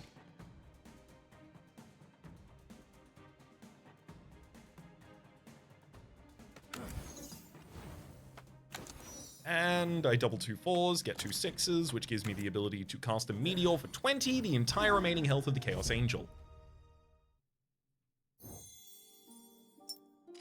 Gold. Branding Tonic 3 marked on a target. No, probably not as impactful as the Volatile Concoction right now. Let's Spell Vindictive Strike, Chaos Bolts, Charcoal Dagger. Can't do anything with any of those. Reroll. Chaotic Moment. Apply 5 weak to all enemies. Unrestorable for any die. Woo! I'm not fast enough to use an unrestorable like that. I need to stay in the fight for a while. Furnace, we've seen before. I'm going to take it again, but I'm not going to use it again. Death Mask. For each 3 attack spells cast in a single turn, apply 1 weak to all enemies. I don't cast 3 that many times. I got the Wheel of Vigor because 6 block is still really useful, but also because it didn't have any opportunity cost. It was asking for money, which I am unlikely to be able to spend over the course of the rest of this run. Whereas I can still use that shard.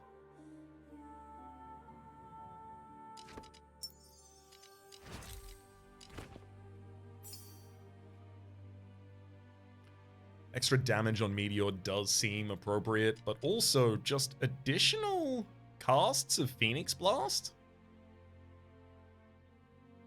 I do want to cast that as many times as I can. It's a priority. It's my damage. Get upgraded.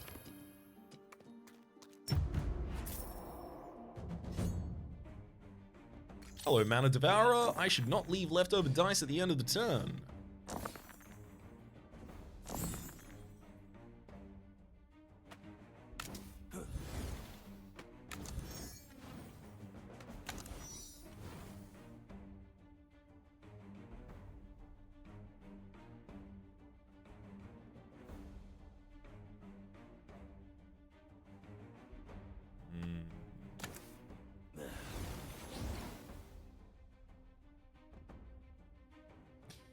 Yeah, this is a bit awkward. I have left myself painfully short here. So I will be taking 5 damage. Wait, no, the enemy is going to get stunned because of my remaining die. Woof.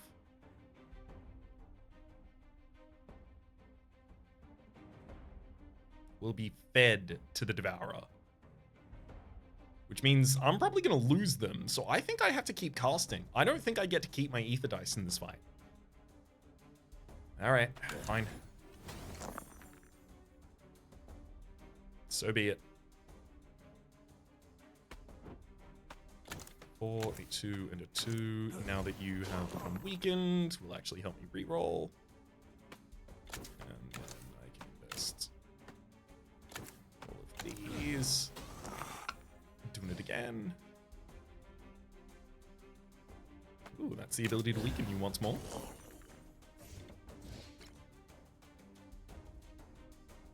Sure. I'll invest a 4 by itself into Meteor. I take no damage this turn. The enemy does get 3 power. But things could have been a lot worse. Incandescence and then Trigger.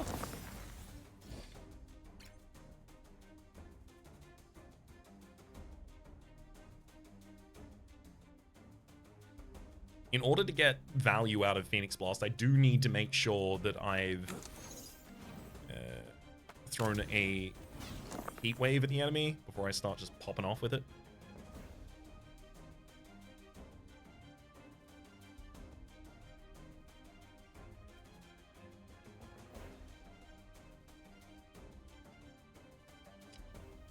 Let's just get you to lose 20 health straight up. Why not?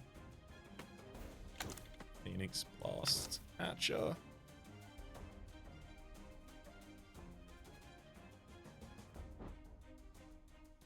Actually, that's not what I want to do. I'm going to channel mana into Incandescence once or twice.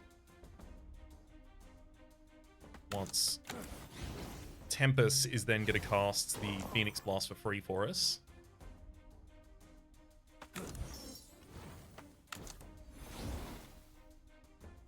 Channel mana into another Phoenix Blast.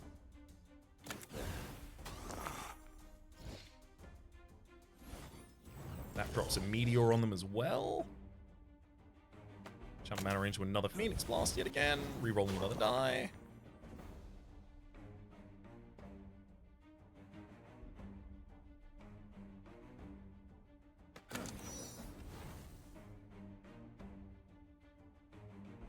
Throw a 6 and a 2 into Phoenix Blast one more time. More damage to the enemy.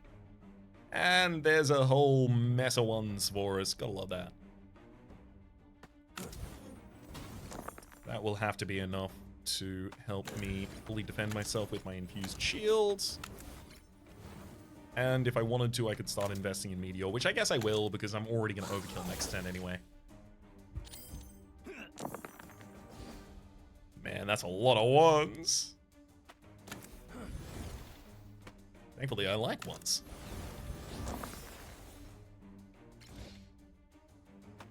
The Incandescence.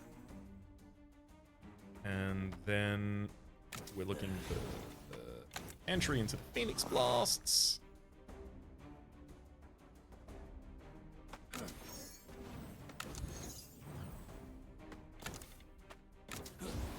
One more will do it. And we just have that already. Goodbye, Mana Devourer. You deprived me of my ether. How dare you? Some gold, a split potion I don't need. A bunch of spells that I've already turned down earlier in this same run. Ooh, Crescendo. 18. Deal 24 damage. Each turn, -2 to its countdown.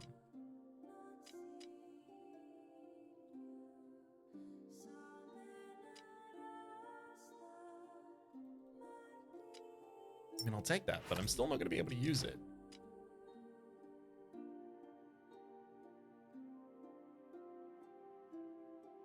Do I cast Meteor more often than Crescendo here? Yeah, when I want to cast Meteor, I cast Meteor multiple times a turn. Whereas Crescendo is going to be difficult to cast multiple times a turn because its decrease happens each turn over the turn barrier. But also now with as much Phoenix Blast as I have, how likely am I to actually have excess stuff to go into Meteor at this point? Questions. Many questions. No answers.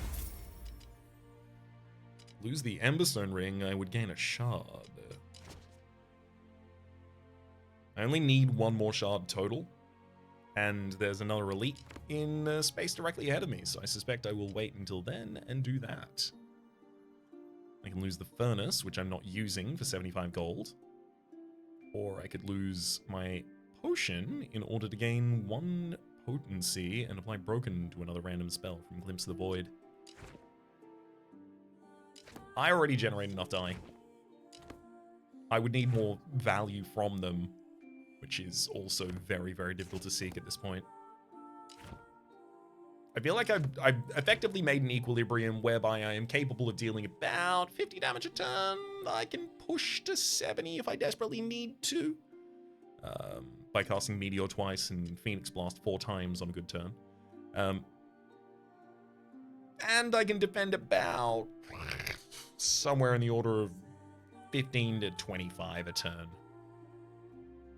And if that's not enough, that's just not going to be enough, and I will die. Well, give me 75 gold.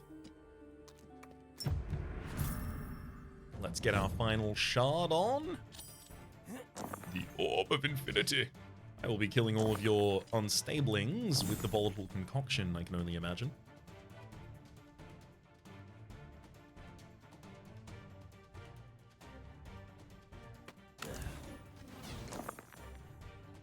Definitely had to roll that Heatwave there.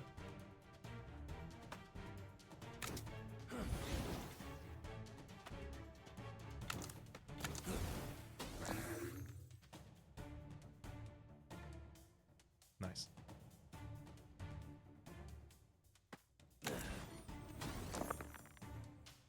Heatwave is decreasing the enemy's damage by 6 every time I do it.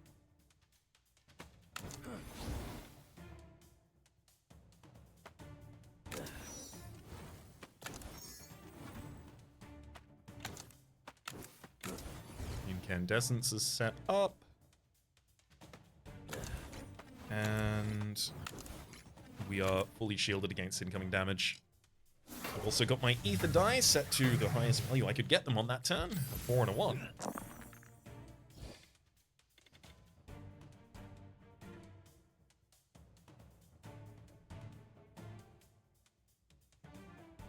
Definitely looking to roll a Heatwave. Hopefully I get a 1 from this, and I do. That's enough to channel mana into Incandescence.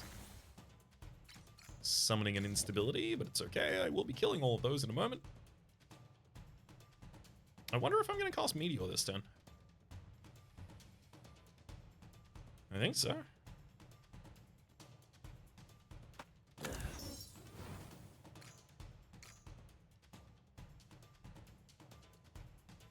I could cast it right now, in fact, with only using 2 1s. Let's do that.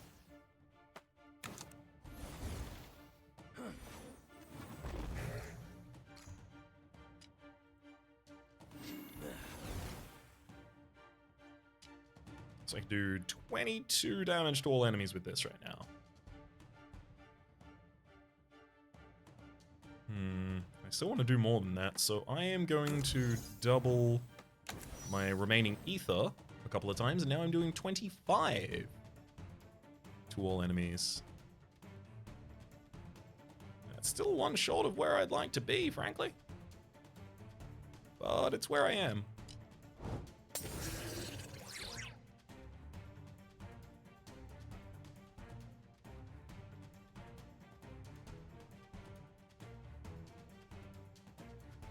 Put a 5 and a 2 in here so that I can attack with a Phoenix Blast and re-roll again.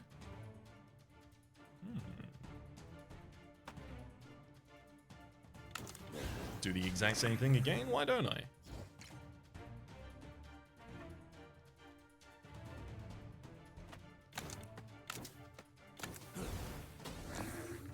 Don't stop the hits.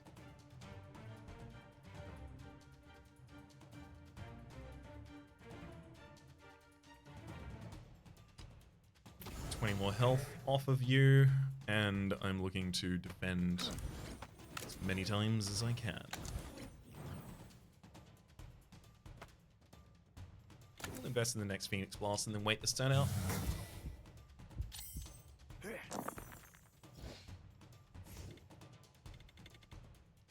So this is turn 3. And it looks like neither of the instabilities even wants to do anything this turn.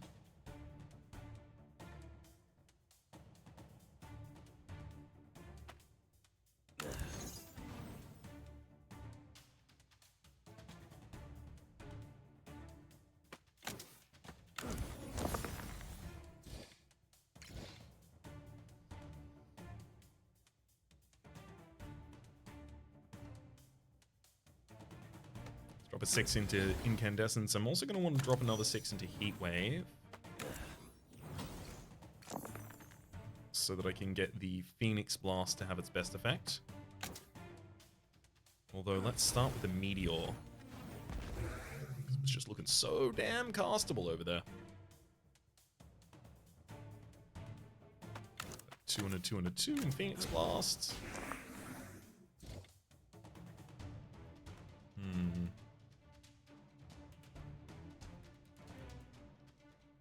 Phoenix Blast with an Ether die.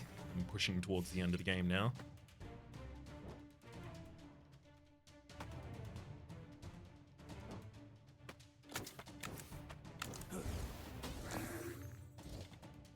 Once more again. One final time. Beautiful. And then I have the ability to channel mana into the Meteor so that I can cast it without lowering its damage, in order to take out the orb.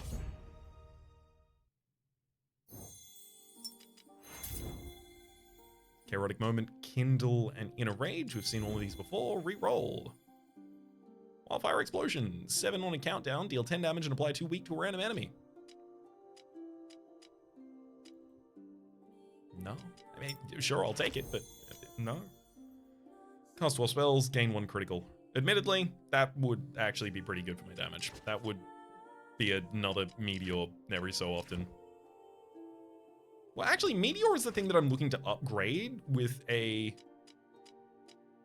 shard right now. And if I upgraded Meteor, I would only be giving it 8 more damage. I almost always cast 12 spells before I cast Meteor for the first time. I'm going to take Flamebrand. Gain critical.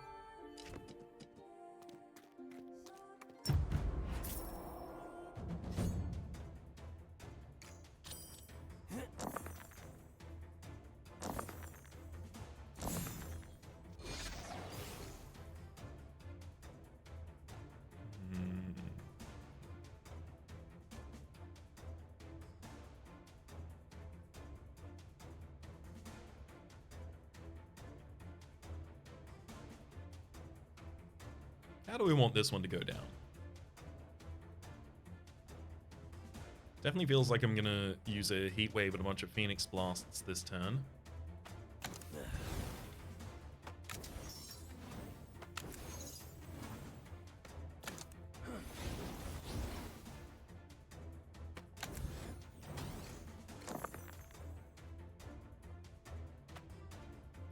A 6 and a 2 into the Phoenix Blast, attacking the frontline target. They're intending to put a Rupture Trap out, so if I roll whatever the value of their Rupture Trap is, I'm gonna receive a Rupture for each die that does so.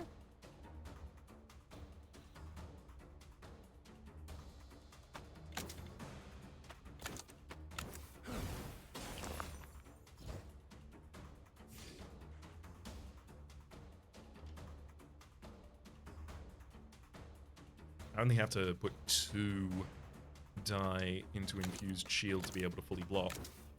I just don't want to roll a 4.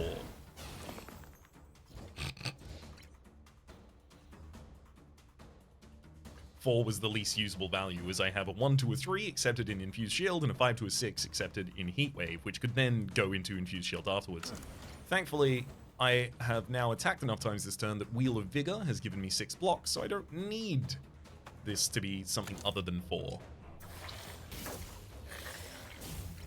Okay, anytime I roll a 3 in this turn, I am going to be generating a Rupture on myself. Wow, I rolled 3 4s. 3 4s. If you'll recall, 4s decrease a random countdown in cost for me. Which is Red Dawn. Yes, on a 4 rolled, -2 countdown for a random spell. Actually, there's 7 countdown on Incandescence, so I can immediately just cast that. Rolled another 4 as well, as it turns out.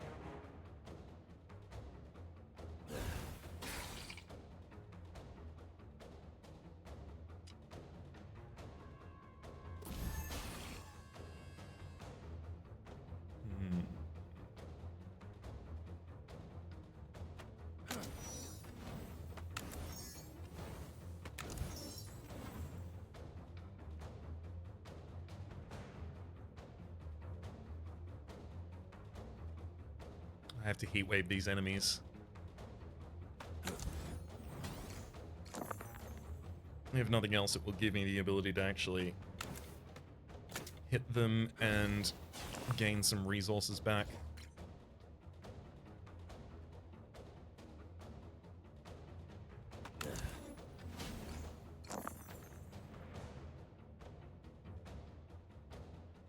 Let's go for Forcing Phoenix Blast again. Yeah, in fact, I'm just going to be taking that target down. I'm also going to need to take down the Pylon of Enfeeblement pretty soon, as it's just going to constantly give Spell Mirror to the unit on board that remains.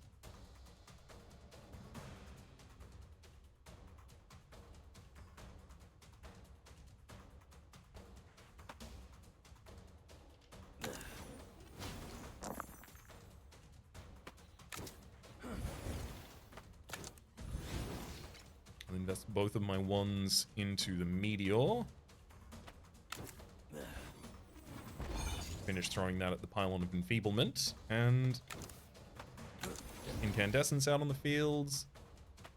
Sure, I could cast Infused Shield a bunch of times here. And in fact, I should, because now I have Flamebrand, which gains, which I need to tick up as many times as possible because it will give me critical when I have done so.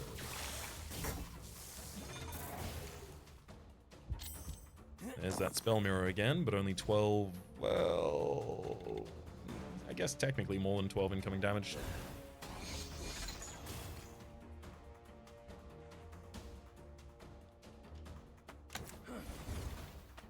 Let's get Incandescent.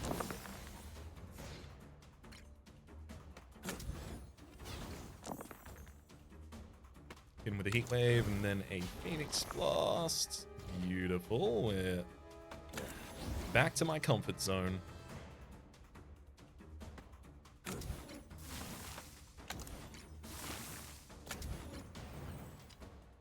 All I need to do at this point is make sure that I don't take any damage to the enemy or to their infection this turn, which I do not.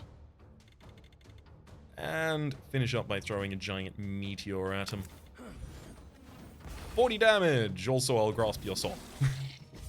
So that it does count as finishing up. Gold, Azure Potion for +3 value to all die. Blood Vortex. Oh, Zeal of the Sun, destroy all die. Gain 4 block for each die destroyed. That would have worked pretty well with the other, lower its countdown when destroyed. Nourish Flames, on a 3 to a 5, you can give +2 countdown to a target spell and then roll 2 1-2s. Blood Vortex, roll 3 die, lose 3 health.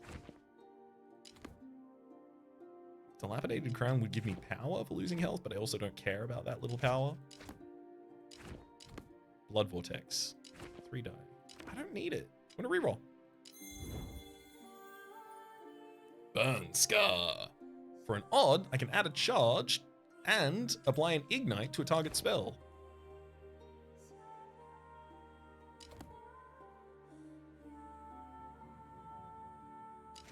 Hang on.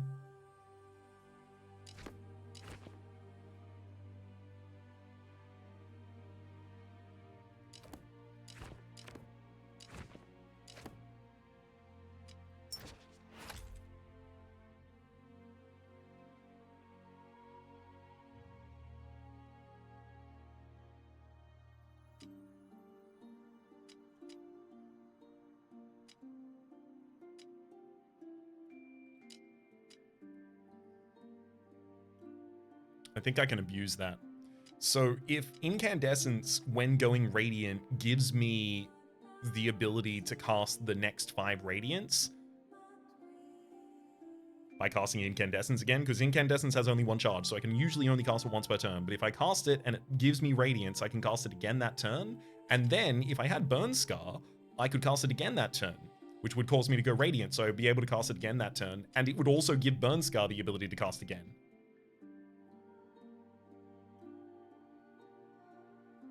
The big downside here is I need to figure out something else that I can remove for its sake.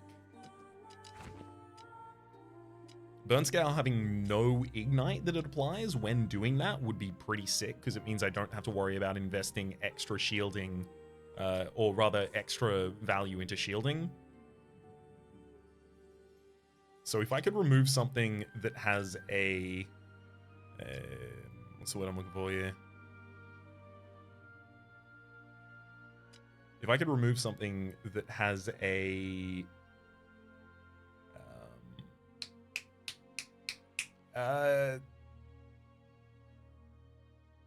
gem. Shard. Thank you. Shard.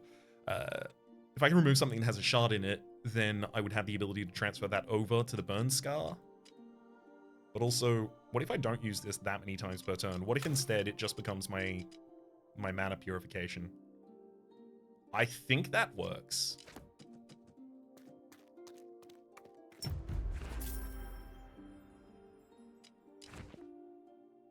And then here I probably just heal back to full HP.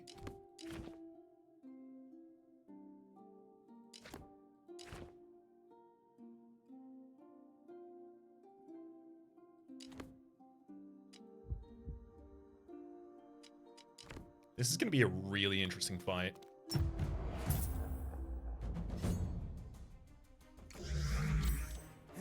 Hello, Arcanax.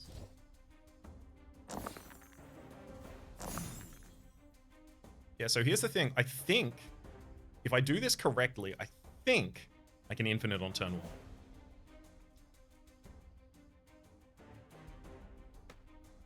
Channel mana into Incandescence twice.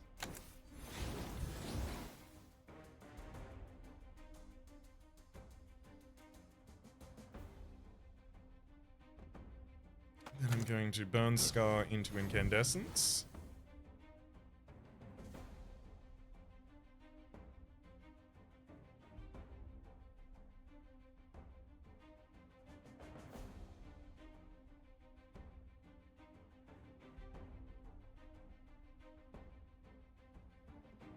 Throw 1 into infused shield to start defending. Just a little.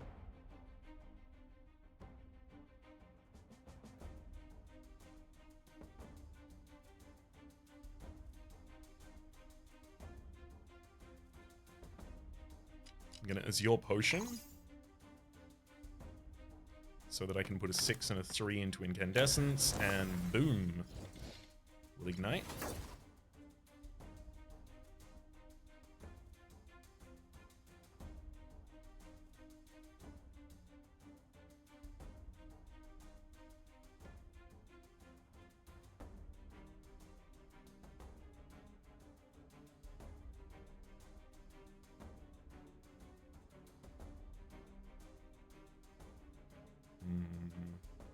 I'm gonna have to Heatwave, which will give me the ability to channel mana into Incandescence and then put a 4 into it. 2 will allow me to hit the enemy and reroll the die.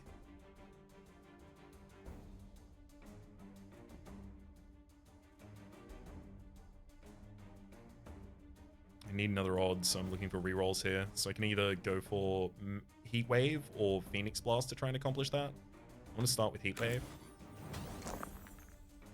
That'll do it. Burnscar, back into Incandescence.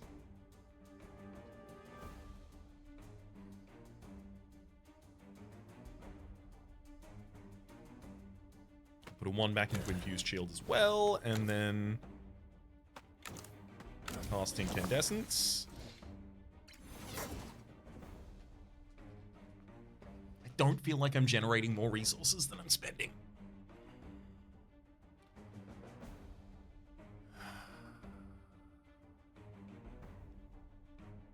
Yeah, the additional die I roll need to be higher for me to be really enthused about this. Let's Phoenix Blast the enemy.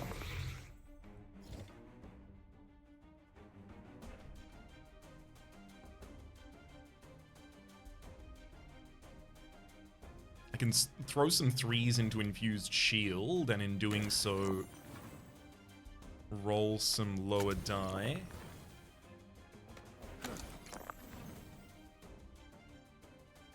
I'm already defended this turn.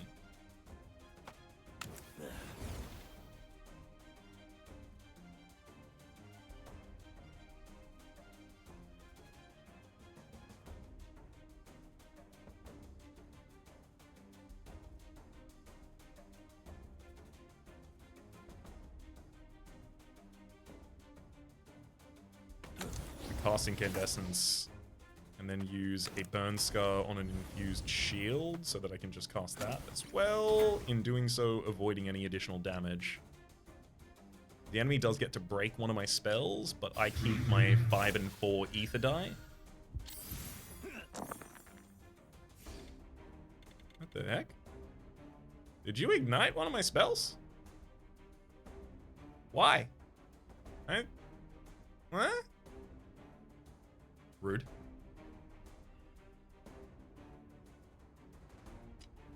Target lose 20 health.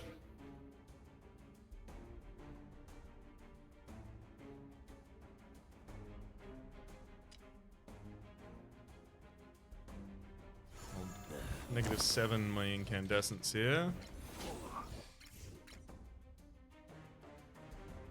Happily take 1 damage in order to hit the Dilapidated Crown.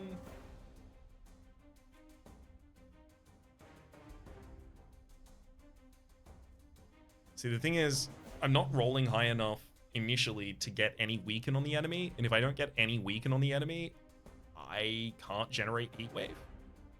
Or rather, I can't reroll a die that has a large enough size to even be able to generate Heatwave in the first place.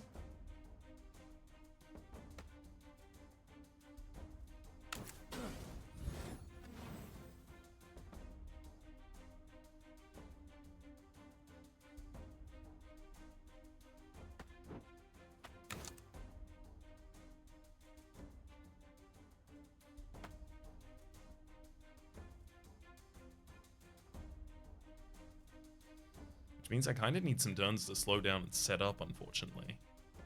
Which I really can't afford.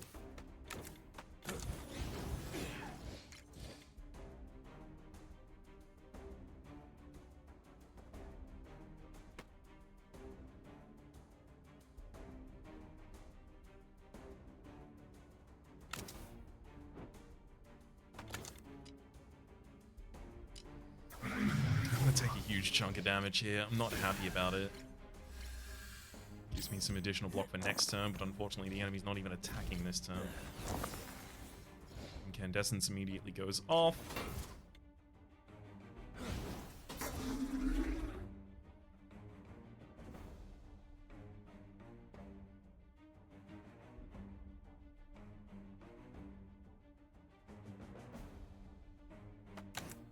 Thankfully I will be able to use Heatwave here. Even if I don't need to weaken the enemy that much, it will give me the ability to actually use Phoenix Blast for damage.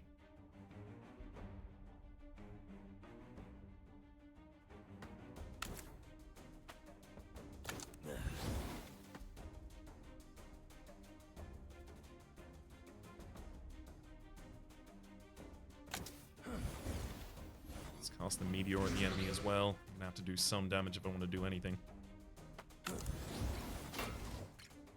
Incandescence. Now I've got another critical charge, just in case I want to drop another Meteor on the enemy's head. And I do.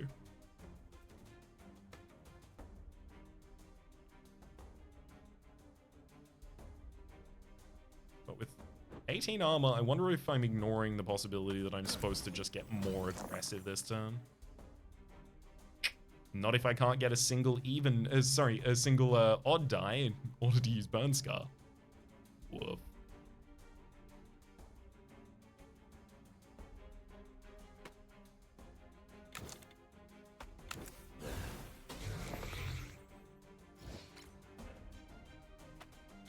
Again.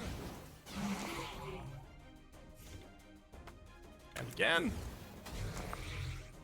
Didn't roll an odd die the entire time. Hell yeah, buddy. Well done.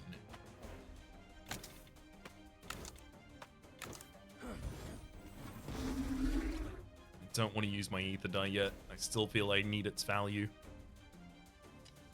Unfortunately, the enemy is about to get very buff right now. I can't do too much about that.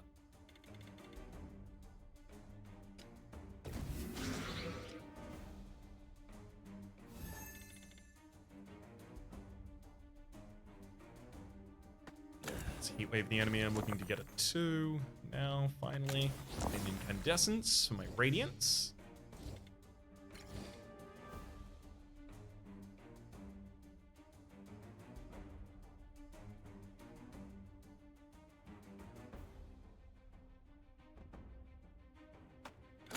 There's another Incandescence immediately. Get Channel Mana. Use a Burn Skull and Incandescence. Incandescence again.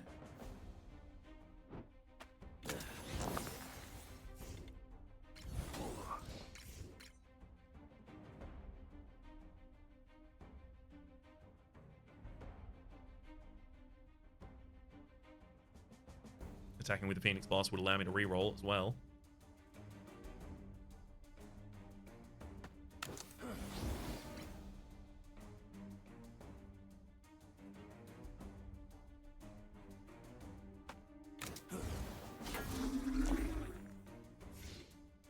The enemy is now invulnerable, so I can't do any more damage to them this turn, so realistically I just want to set myself up for the best available position for the next turn.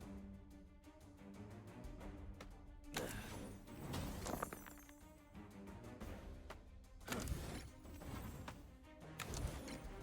just going to be in a position that has taken significantly less damage.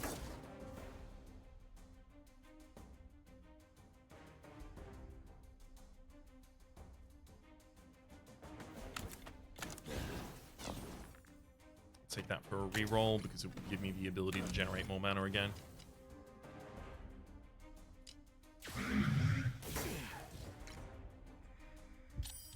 Yeah, unfortunately, the enemy is scaling and I am not. That's not a good combination. It's not the one you hope for.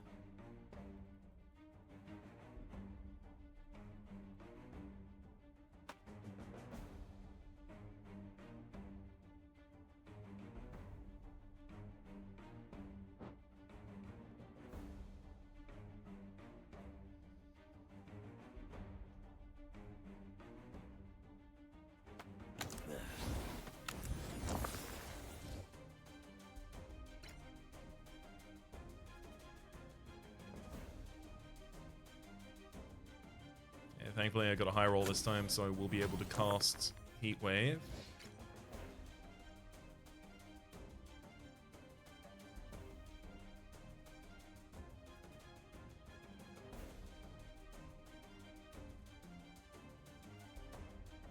Let's pop a 4 in Phoenix Blast.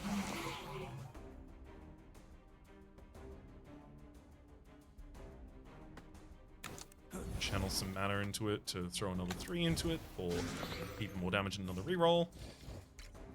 Love hitting a 4.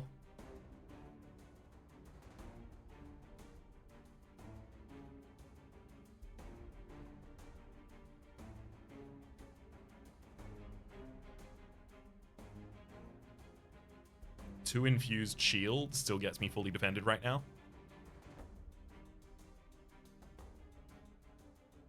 But I've got to make sure I'm also in a good position for the next turn.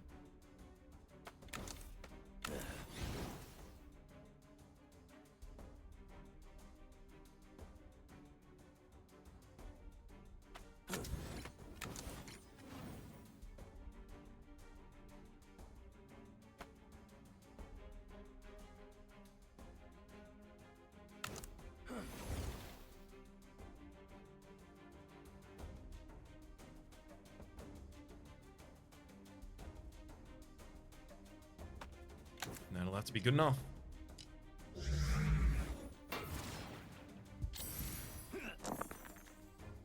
Okay, the enemy is just doing some basic scaling right now, at least. That's good. Could be worse. Wait, hang on. You don't have an invulnerability or invincibility tracker anymore.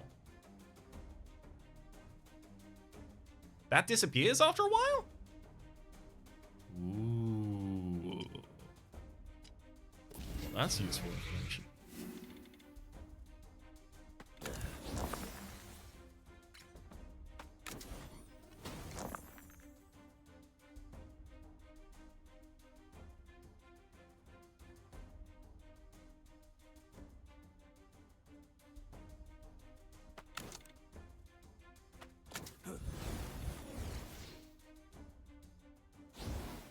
Get him, Phoenix Blast. Big ol' reroll.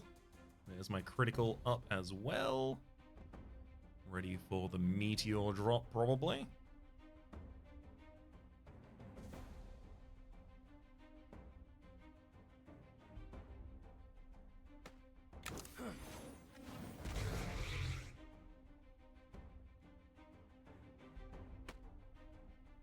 Still got to hit him with another Heatwave.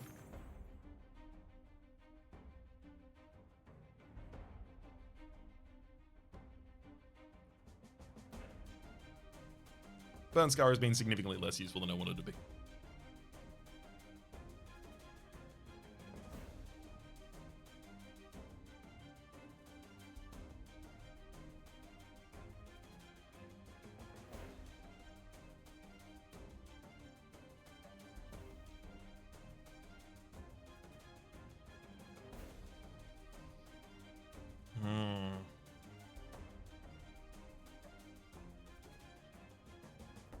I can defend against all of this reasonably well.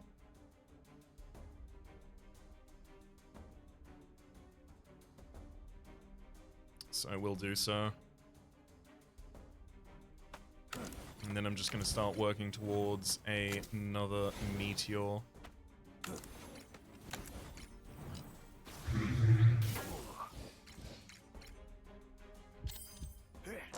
Oh god. They're doing a 15/2 this turn. And I don't initially have any heat waves available. Yikes. Well, hopefully Incandescence gives them to me. There's one.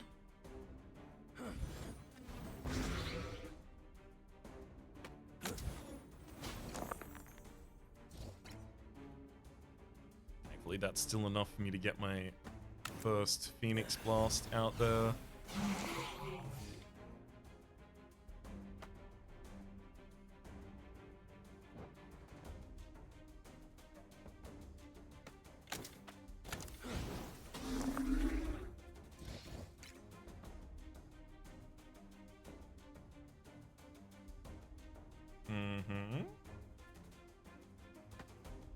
Pop a 3 into Infused Shield so I can re-roll, as well as gain the block from it.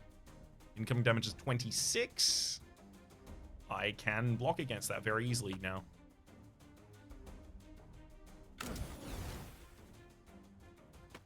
Let's filter a bunch of these through the Phoenix Blast. Dang, why's it gotta be 3? Yeah.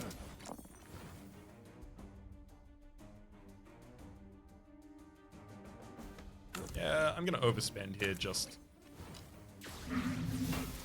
finishing with another infused shield. Enemy's got 10 block this turn, they're trying to do 29 damage.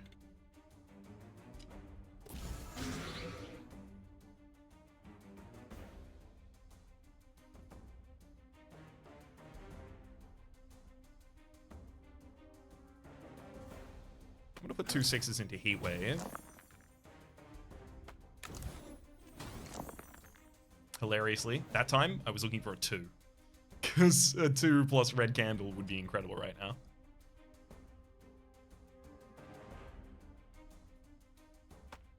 I'm gonna channel mana into Incandescence twice.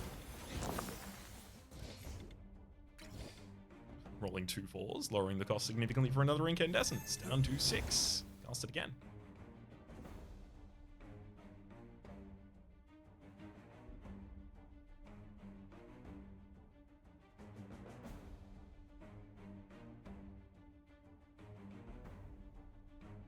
Got critical on my next dice, so let's fire out a Meteor for 42 damage, 10 of it blocked. There's weakness on the enemy as well, so I can fire in a a Phoenix Blast right now. 16 and reroll.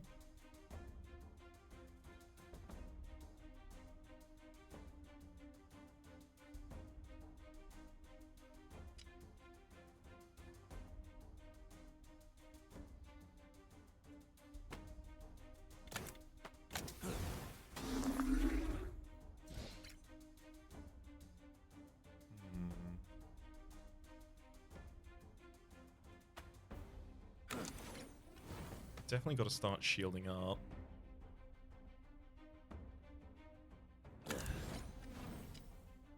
I can survive this turn. Good. Which I think is the last turn I can actually survive. I'm going to be killing the enemy next turn, right? Yep. So next turn I can spend these ether die. Wow, this is the closest I've really had. Oh boy. Really getting some tension on this one. Channel mana into Incandescence, triggering it. Ooh, bunch of low rolls there.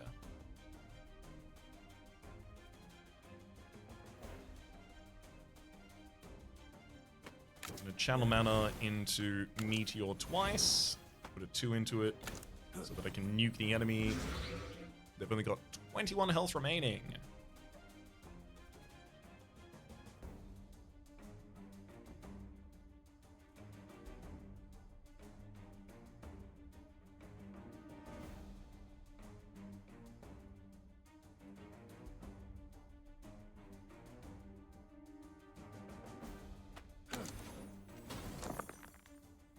God, does Heatwave have to give me the lowest available result every time? That actually seems like it might screw me. 4 and a 4 into Phoenix Blast, reroll. Can you not give me the lowest result every time? I'm literally 1 away from being able to cast Phoenix Blast again right now. This is now a problem. Never mind. I use Burn Scar to give Channel Mana an additional charge. I put that Channel Mana into the Phoenix Blast, and then I blow up Arcanax. 4 HP remaining. Good lord. What a knockdown, drag out brawl. We got 10 critical, we used 15 potions, we won a game using Fire B, we reached level 4, we unlocked Mutation Stage 5 as well. The next Mana Splinter loadout for Azar here has the signature spell Mana Splinter, takes any die and it splits it in 2, does that twice a turn. It also has a 4 countdown Sharp Spark. 3 times a turn it can deal 4 damage and apply 1 Rupture, and then finally the Searing Heat, which is a 3 countdown, 2 times a turn. It can apply to weak and then increase by 1 for each die spent. We also got a new spell in the Tome of Offense and a new spell, or a new ritual, rather. So Detonation is our new offensive spell. That is a countdown 4 with 1 charge. It destroys all dice and deals 4 damage to the front enemy for each dice destroyed. That would definitely synergize a lot more with some of the stuff we saw earlier, specifically the oh, I can't even remember what it's called. The spell that decreased its cost whenever a die was destroyed. And a Tome of Ritual. Instantly cast target spell using highest possible value for die or X effects. That seems really cool. Reroll a draft 10 times. I'm gonna do that easily within the course of a single episode, but until then, let me just say that my name's been Rhapsody, the name of the game. Yeah, it's been SpellRogue. Top left is a series playlist for all my content in the game, past, present, and future. YouTube recommendation down below. Streaming past the names of the people so eternally supporting the Brabant compassion. Special thanks this episode to Disney Mia. Hopefully you've been enjoying yourselves, and hopefully see you next time.